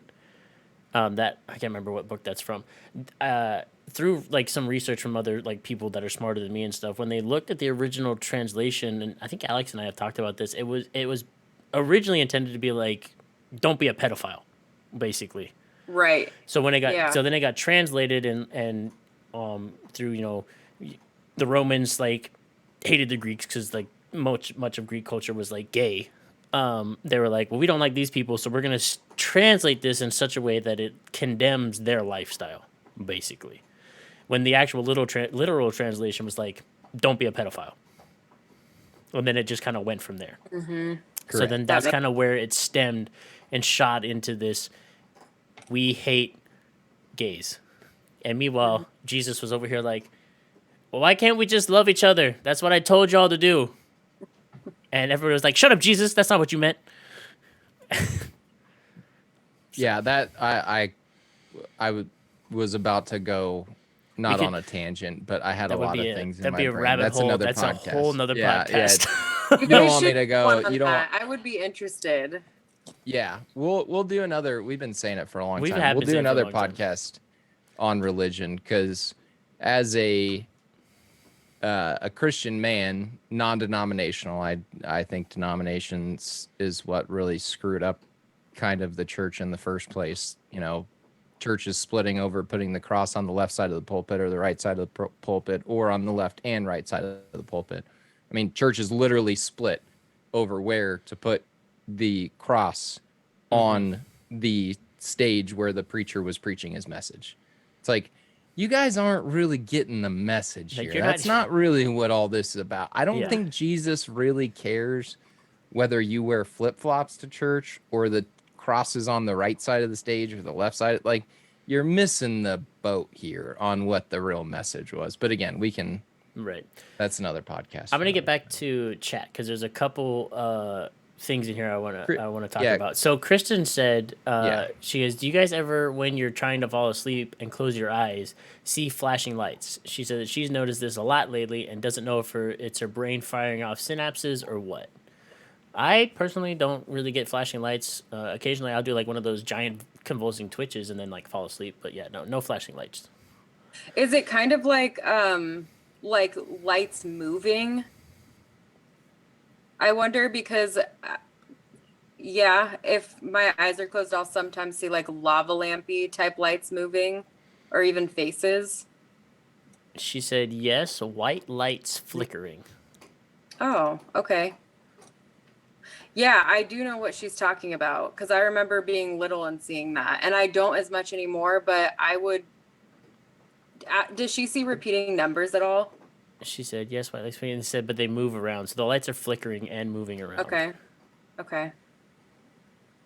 The repeating I mean- numbers is a good question. Yeah. Because I feel like if The she numbers, is seeing Mason. repeating numbers in general, like it's probably her abilities opening up with her eyes closed. Like I would say her abilities are opening up Interesting. as far as being able to see things. Yeah, because Yeah. if you're the lava lampy things, that's why I asked that, because if you are seeing that, it's your abilities opening up to be able to see and connect. Interesting. The Well, only and thing, the Oh. sorry, go ahead, Ben. I would say the only thing that I've ever had, and it's happened quite a few times, is like I'll be getting ready to fall asleep, and it's like, you know when you're like at a concert or something and the mic or whatever does like a big reverb like feedback.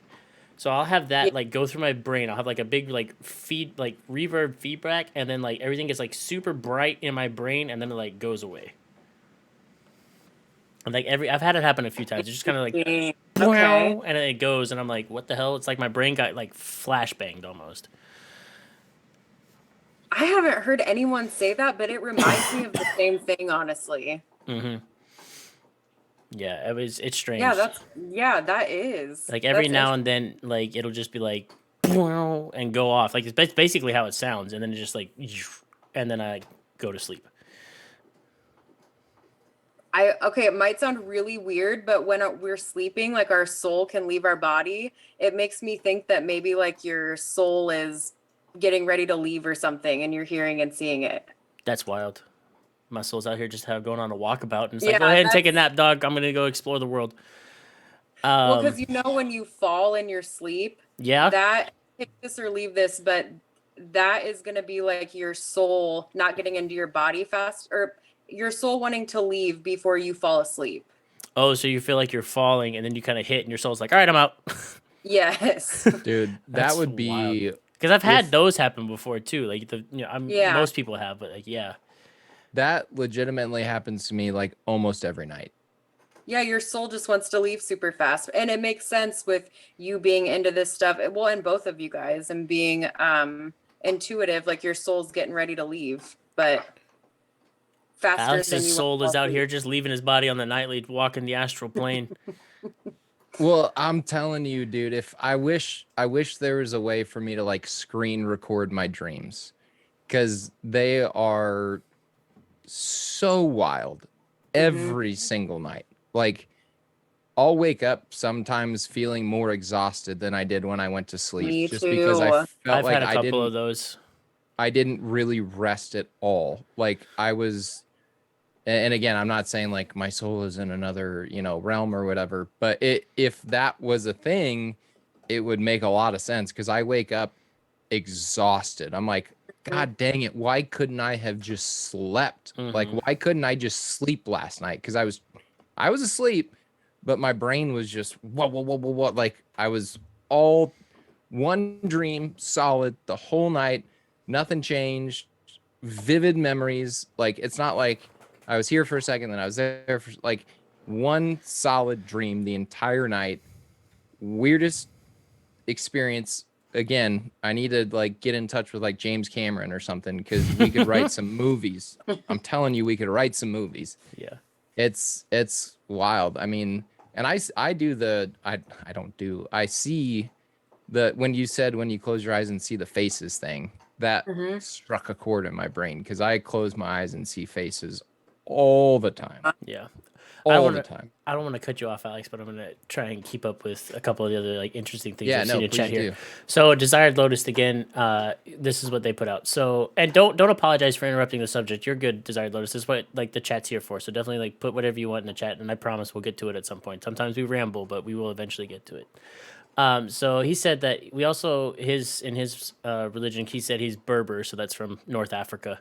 He said that we also have a weird Oh, belief in interesting. Algeria, which is the same time a question for the medium, which goes like this: if you dream losing your teeth, it means losing a relative in real life. So I guess it's how he would say us as Americans call it a premonition, but it's happened to him twice. Once at 7 years old and once at 15, and respectively. One of them was he lost his grandmother after a week that happened, and then the second time it happened, he ended up losing his uncle in an accident. He said, "I still don't believe it to this day, even though it happened." But he wants to hear your thoughts on it, Emily. I mean, I don't know how you can't believe that, because if that's your belief and then you had that dream twice and then it literally happened right after that, it's like, I mean, that's pretty valid. Mm-hmm. Or that's like, yeah, to me.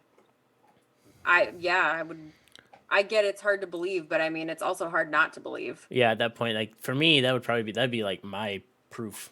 I'd be like, well, Yeah, for this is sure. a thing. Well, And and I remember them saying that they might be hallucinating when they see spirits. They had Mhm. mentioned that earlier. So, I mean, I would maybe just be inquisitive or open to the idea that maybe you really are, Mhm. because you obviously are very intuitive, Yeah. open. So, And then this is another question from Viking Zombie. Sorry, Viking. Sorry it took so long. But she asked, "Have you guys talked about paranormal experiences?" So Alex has talked on a podcast before about his paranormal experience. He's had a couple. I've had some paranormal experiences, and Emily for sure, like almost on let, the daily. let me rephrase your statement. I've had more than a couple. That's true. Alex has had multiple paranormal Like experiences. lived in a full-blown haunted house. A couple that I can tell you that would be like, okay, there's just no other plausible explanation. Like a couple real solid ones that really kind of drove the final nail in the coffin for me. But Yeah, yeah, we've talked about it, talked and we about it. can if you want us to. Yeah, But the one that's most vivid for me, and I've talked about this before, and I might have mentioned it last time Emily was on, but I full on, and to this day, you can not believe me all you want, but to this day, I believe it wholeheartedly. I've seen a man legitimately possessed before, and that was terrifying. I remember you talking about that. You should tell that story. That was really crazy. Yeah, so my most vivid paranormal experience is the fact. So this was back when my dad was a preacher. We were living up in the Pacific Northwest, which the Pacific Northwest is kind of like really weirdly in tune with like a lot of this stuff. A lot of people move up there because like there's something about like the pine trees and some other shit, and there's like I guess like a hella crystals up there. Um, but there's some weird shit that happens up in the Pacific Northwest. But so we were at church one day, and this was Sunday school before the actual service. And I was sitting in the back in like kind of on the windowsill of the big window that was in the back of the church. And my dad is teaching the adult Sunday school class. I was there, and this guy who has been coming to the church for a little while, but he always had this like kind of weird vibe around him. I was always very uncomfortable when he was around. But anyway, so my dad's in the middle of teaching Sunday school, and then all of a sudden, this dude just gets up and just starts like making these really weird, like growling noises, like real guttural stuff that like almost like animalistic. It's like very different than a normal person like growling. And then once he starts doing that, the whole atmosphere of the upstairs of this church just changed. It got very heavy. And it was just like my spine and all of that's just like tingling, like out of control. And it's like very heavy. And so this is all happening. My dad looks me in the eyes and goes, "Get downstairs now," and motions my mom to come grab me. And so I'm like sitting at the top of the stairs. So my mom comes and grabs me, and I'm like, "What the fuck's going on? I just want to know like what's happening with this. Why is this dude acting like this?" So she grabs me and the other girl that was up there with me because we were both in middle school. So we're too old for the kids Sunday school class. We're up there with the adults. So she takes us downstairs. So we get down the stairs to the first landing on the stairs, and as soon as we hit the first landing, it's like all that pressure just lifted off of me, and I wanted to throw up on the floor right there. And then we like continued downstairs, and so then I'm just sitting in a chair downstairs, just going, huh, huh, huh. And it turns out later that my dad is literally trying to perform an exorcism on this guy in the middle of the freaking church, and he ends up leaving and all this other stuff. But yeah, that's my whole thing. So like, I still watch demon possession movies to this day, but they freak me the fuck out because I've actually like seen it in real life. It was gut wrenching. It was very scary. So yeah, that's my big like paranormal experience. So the reason Viking Zombie asked is because she said, "I have this reoccurring friend," she put in quotes, "follow me from home to home. They're always around, especially at night. I can always feel something sitting at the end of my bed, and that's the friendliest one that she's had." So, Viking, I know a little bit about you, and not a lot, but I feel like from talking to Emily and stuff that you maybe might be in tune with something. Or at least have like, and I don't want to like step out of my like knowledge wheel, but maybe it's a little spirit guide or a little friend to guide you through Yeah, life. for sure. I mean, yeah, always following you around and you're feeling that. So, At I mean, least yeah, it's for benevolent sure. and not benign, so that's a plus. Yeah. So I'm trying to like think of does she feel like she knows who it is? Because I feel like I feel like it's like a loved one. Does it's she? possible. Viking. I mean, I know there's a But little yeah, bit of delay, so spirit guide just too. answer whenever you get it. But To throw a bed story in there, one of the times that I have another person in the room with me, my Monkey Bear. brother, we were going to bed. I was talking to this girl that like I was in high school, you know how you stay up till like 2:30 in the morning talking to, you know, your crush, whatever. And we the had good this old days. we had this trundle bed. I don't know if you guys know what a trundle bed is, but like the bottom bed folds down and then goes underneath the bed during the day. Mm-hmm. And then at night you can pull that bed Pull it out. out and pop it up, and it either becomes like a full queen with like a crack in the middle, which sucks. But most times my brother would sleep just on that trundle bed where it was still folded down. Mhm. So I was up here sleeping, talking to my girlfriend in high school, whatever. And my brother was down here. And I'm talking to her, and my bed, it was like a metal framed bed, like very squeaky old bed. And it starts shaking, not like violently shaking, but it starts shaking. Like a sibling would if they fuck with you.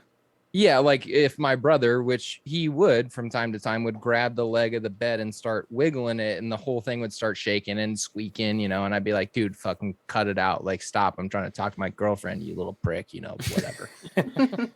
And so this starts happening, and I tell my brother Mac, I'm like, dude, cut that out. And he's like, dude, I'm not doing anything. I'm like, fucking for real, dude, cut it out. And he's like, I promise you I'm not doing anything. And the bed is full blown shaking. And I just see both of his hands come up, and he's like, I'm telling you, I'm not shaking the bed right now. And I look down at him, and he has no part of his body on the bed whatsoever. And this thing is just shaking. And it lasts for what felt like 10 minutes, but it was probably like a minute or two. And then it just stops. And we're both looking at each other like, what the fuck just happened? Like, what was that? Like, we're in deep South Texas. There's no such thing as earthquakes. Like, something was shaking that bed. I can tell you with 1,000% degree of certainty. And it was not my little brother. Like, again, I could tell you dozens of those Yeah. types of stories, Mhm. but that's just So- one. Viking answered your question, Emily. She said that she's never felt a connection on who it is, but it doesn't seem scary. She said the Yeah. scariest one that she had was a week after her grandmother died. She woke up in the middle of the night to a sharp pain in her neck and a dark figure like in her face. She couldn't move or breathe for Ooh. a second. The scariest thing ever. She said, "I'm a grown adult and I slept with the lights on for a week." And then she went on to say, "It's Wow. wild how everyone has some kind of interaction with the spirit world."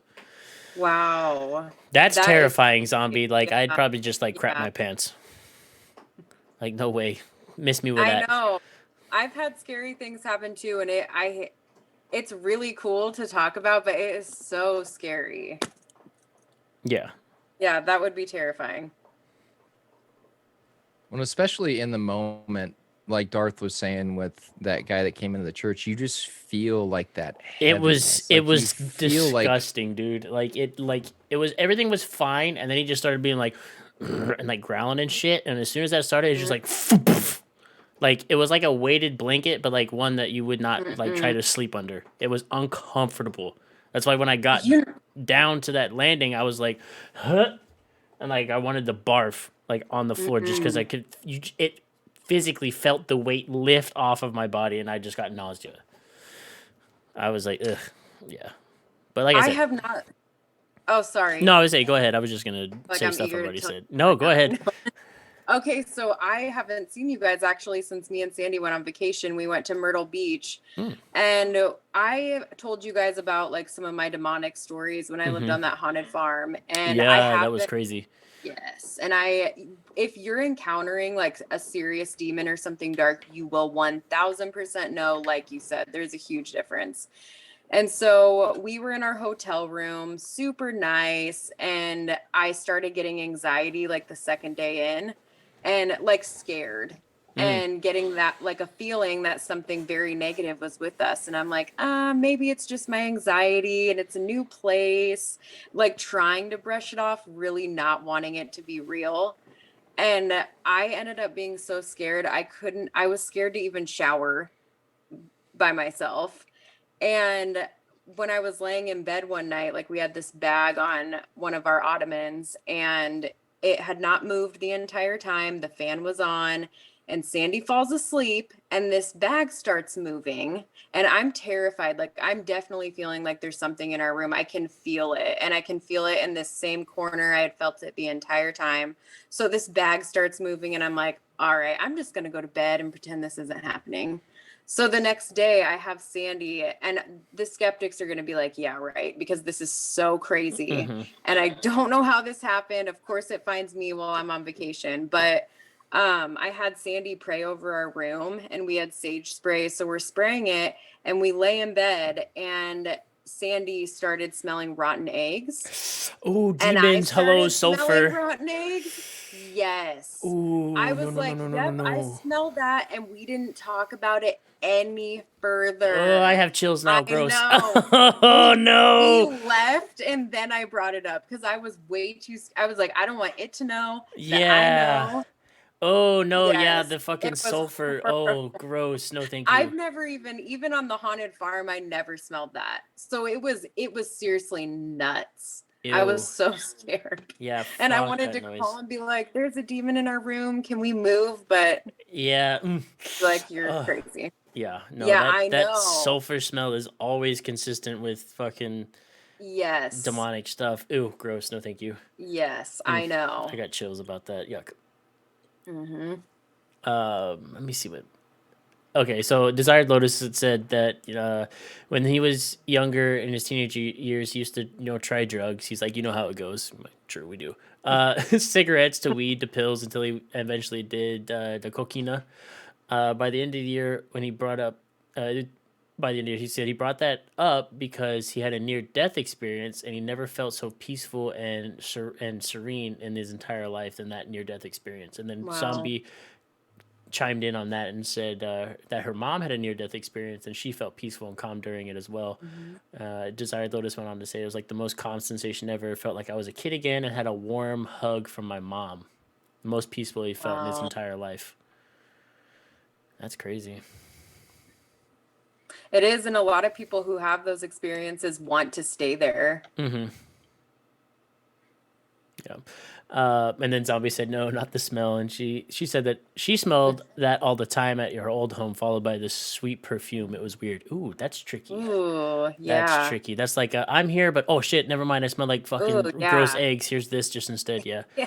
So Desired Lotus said, and this is gonna get into a little bit uh,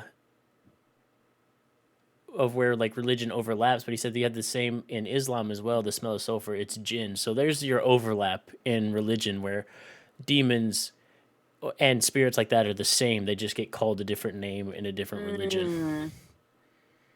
Because Well, in all actuality, Islam and like Christianity just basically branched off the same thing.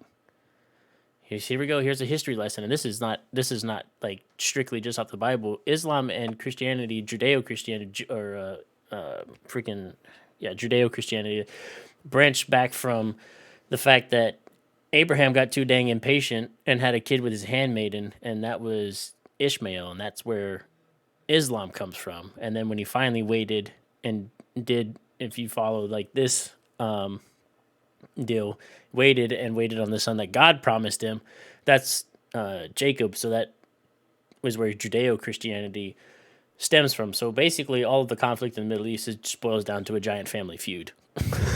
Yeah. It's just minor Wow. differences of like opinion and things, but that's where those like two stemmed from. Yeah, Desired Lotus is right. Abrahamic religions, they stemmed from Abraham and splintered from there.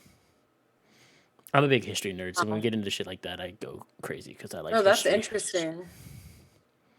Well, it Yeah. kind of seems like all religion, they all have something that's true. Something similar, They're yeah. all connected, yeah. Mhm. And I haven't got into like how Hindu and like Buddhism and the East Asia religions, like where they stem from, but there's similarities in those as well, which probably stemmed from maybe not Abrahamic religions, but at least from the same central idea, and then went. He said Islam believes in Jesus and Moses too, and also the Antichrist. Yeah, I mean, and they, it's just true because they're not that much different. And then there's and it's not different in either religion. There's extremists on both ends that take it way too far. Exactly. All came from the same place. But yeah, and at the core of it, in the center of it, where most people are, it's not that different. There's just different names for things, basically. And most of them all teach the same thing, which is just love God first and then love other people. And if we could all wrap our friggin' heads around that, the world would be a better place. Right, seriously. Much better place. Yeah, I'll save my religion comments because, like I Yeah. said, if I get We'll started, have I'm never gonna stop, and I don't want to. We'll have I don't another wanna go down religion that right now. podcast at some point. And Desired Lotus, you can follow our socials will be at the end of the podcast, and you can follow both Alex and I as well. So when we do another religion podcast, we'll put it up there. You'll be in the know for when it happens. That's my shameless plug. But anyway, We lost Haley somewhere along the way. Also, that's all right. She we'll she had a pray long day. We'll pray for her. Also, side note, go Cards. Yes, go Cards, go baby. Viking. I'm a Royals fan, so I gotta, Big-time I gotta say Cardinals Royals, house. But I don't dislike the Cardinals. I like the Cardinals as well. They were my baseball team before I moved to Kansas City. So Keep the jersey on the back of my chair, and also repping the STL in the background. True. Go Cards. the I-70 series is always a good series. Yeah, Combo says go Jays. How's that whole Canada situation working out right now for you, Combo? You liking those truckers in your backyard honking their horns? No, we're getting wildly off topic. Reel it back in. That's a podcast for next week. Oh my God. Well, thank you guys for having me again. Yes, Emily, Yeah. of course. I know we've been going for 2.25. So Oh shit! We've been going for a long time. Time flies. it does indeed. Before we take up any more of Emily's time this evening, does anybody else in chat have any other questions or anything for her before we get out, any other questions that do not follow, read me. 'Cause that's not what we're here Next time I do one, we should do a couple. for. Okay. Next time I yeah, come on, that would be fun. for sure. We'll make sure to have that planned ahead of time. That way Okay, do a couple of them. we can do a couple. And if you want any sort of like proof of mediums, you're not going to find it. Mhm. It's just not. It's not something that's provable by science, because again, like I said earlier, if it was provable by science, if CNN published an article that said there's scientific proof that establishes mediums are real, again, everybody in the world would go be lining up for Emily, which would be great. I would love that, because she'd be very wealthy, nonstop, day to day. That's what she'd be doing. Tired as hell all the if- time, but Yeah. And would love if you are looking for some sort of like quote unquote proof, go back and watch the first episode that we had with Emily, yeah. because Ben and I had no idea what we were getting into walking into that podcast. And again, her picking up on my grandpa, from as honestly as I can possibly say it, there are 100 other people that I've known in this life that have passed on that I would have put in line in my head for wanting to come through and talk to me. He would have been the last one. Like, I never would have thought that Mhm. would have been the case. And I was just flabbergasted. I don't have any other words to Yeah, and describe. I had how not nuts once it was. talked to Emily a single time before she came on the podcast. And then at the end of it, like I said, here comes my grandpa. So like there's no way she would have known, like, at all. So we do have a couple questions real quick. Desired Lotus wants to know your thoughts on deja vu. For me, a lot of times when I get deja vu, I feel like it means I'm in the right place at the right time, or kind of like I'm foreseeing the future and I already saw this moment coming. I can relate to that because I've had deja vu where I've literally like seen an event transpire and then it could be 2 years later and the same thing happens and immediately I'm like, yo, didn't this already happen? But no, it's happening then. And I was like, what the heck? So yeah. And then Combo said, I'll answer this one, Combo, because she's talked about it before, but he said, can you read people without any prior personal knowledge? And we basically just answered that. So yes, she does. Viking, I actually asked about that at the beginning of the podcast, and she does use tarot cards and uses them as a tool, basically, or a roadmap. So Yeah, just to reiterate, the tarot cards don't have any magical power. It's the person wielding the cards that is able to use them as a tool. Mm-hmm.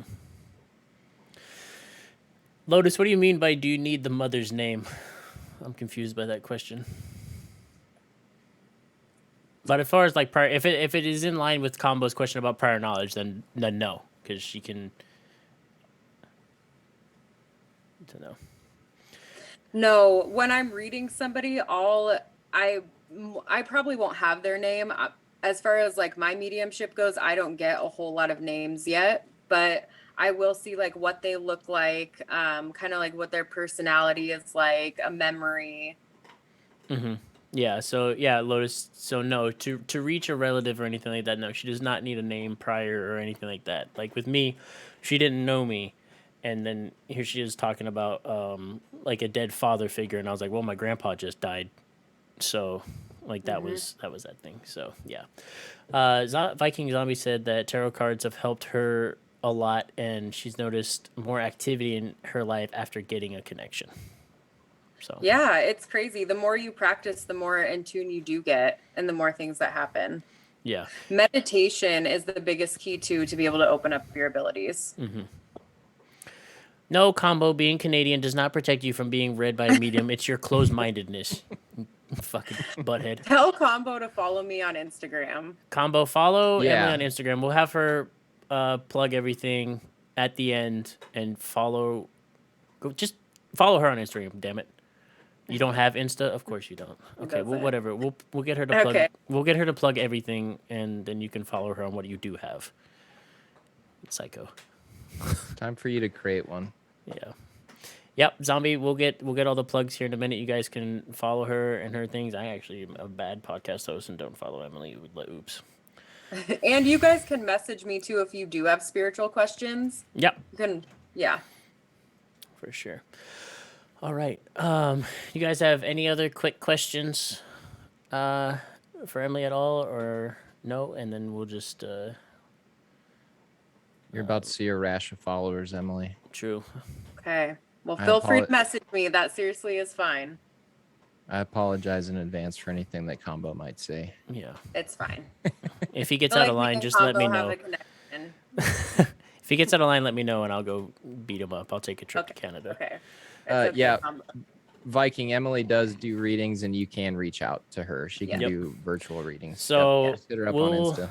we'll go. Actually, we'll do that now. So we'll let Emily plug all of her stuff, and I will do my best to keep up as she talks to type them in the chat as well. So Yeah. Do you want to type them in there? yeah, Is I that what will. you're- Yeah. So we'll do let's do Instagram first, and then I'll just type Okay. it in the chat and go from there.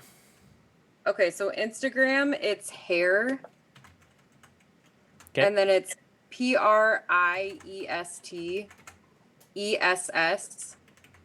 PRIESTESS.EK. All right. So that's her Instagram handle. I'm gonna plug that in my freaking phone right now before I forget.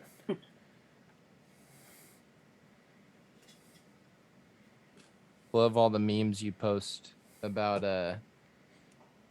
being an empath and Yes. stuff. Yeah. I know. I post a lot on Quality. there, you guys. So All right. just be Sick. aware. That's done. All right. So Instagram Okay. is done. Next one Okay. that you are comfortable with people following you on. Okay. So Facebook is just the hair priestess.ek. That's all one word. And yes. Yeah, and then that should be good. That's pretty much all I have for right now too. So Okay. And most of you guys follow me on Twitter or follow Ben on Twitter. So if Mhm. you want to get in touch with her, just send me a message if you don't have Insta or whatever, Yep. and I can get you in touch with her. perfect. And yeah, you can give I guess you don't have my number, but yeah, if you guys want to book an appointment, just message me Yep. on one of the platforms. Yep. So that's Okay. Instagram and Facebook. So if you guys like Viking, if you would like to book a reading with Emily, message her on Instagram. If you followed her on Facebook as well, that is another one. Facebook, message her, and go from there. And you guys can do the details there. Lotus, do you have Instagram? Lotus says I don't have Twitter. Yeah, we didn't Oh. get. Wait, did you give your Twitter? Oh, that's for us. Alex and I have Twitter. I can My- give you My Twitter handle will be included at the end of this episode, and you can follow me, or you can. Do you have a Twitter, Emily? I don't. Okay, no, yeah, just find me on Twitter, or Insta, whatever. Facebook works too. Yep. And if you I'll want put you in to, touch with let's her. see. What's my? I guess that is my Instagram handle. What the fuck? Hold on. Let me look and see what my Instagram handle is because I don't actually ever look at it. Okay, so my Instagram handle should be the same as what my Twitter handle is going to be at the end of the podcast, Lotus. So if you need to get in contact with me as well, just you should be able to find me on Instagram under the same name. So.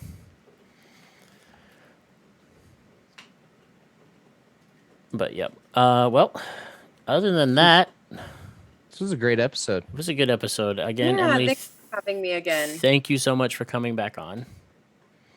We'll have to do like a monthly thing if you guys want to do that. Oh my God, yes. Oh, Okay. sign me the Okay. heck up. And next time I'll yeah, we should do like a couple readings or something. Okay. That would yeah. be a blast. We'll do one for Haley for sure. Yeah. Yes. Okay. Yeah. That sounds great. Yeah. All right. Cool. So we'll get in contact with you and we'll work out whenever Perfect. we can do it next month. And there we go, guys. We now have a monthly resident medium for the podcast. Awesome. Look at us just fucking moving Love up in it. the world. Yep. Progressive. Progressive and like In the meantime, I'm gonna try to tune in more Yes. on my and end. then I'm back really to gonna us. I'm gonna make a conscious effort to try to tune it in. mhm. Okay. Nice. That'd Try be good. some meditation. Exactly. But yeah. Yep, don't run off too fast after the episode's over, Emily. I do have one more question for you, but we'll do it off There air. you go. But other than that, thank you so much for coming on. This was like another great one. I love it. Just my inquisitive mind is just like, yes. But anyway, so you guys have a great rest of your Sunday night and a great rest of the week. If you have tomorrow off, do good things. Be safe on your rest of your 3-day weekend. We will see you guys back here next week to our regularly scheduled programming. Don't forget to tell somebody that you love them. Find somebody, anybody that you love, multiple people. Best case scenario, just reach out and put your arms around them, give them a hug if they're okay with that, and say, you know what, I love you, and you'll make somebody's day. That's all I Exactly. got. Love you guys. Thank you for all the support. Desired Lotus, thank you for following, and we will see you guys next week. All right. Bye. Love you guys.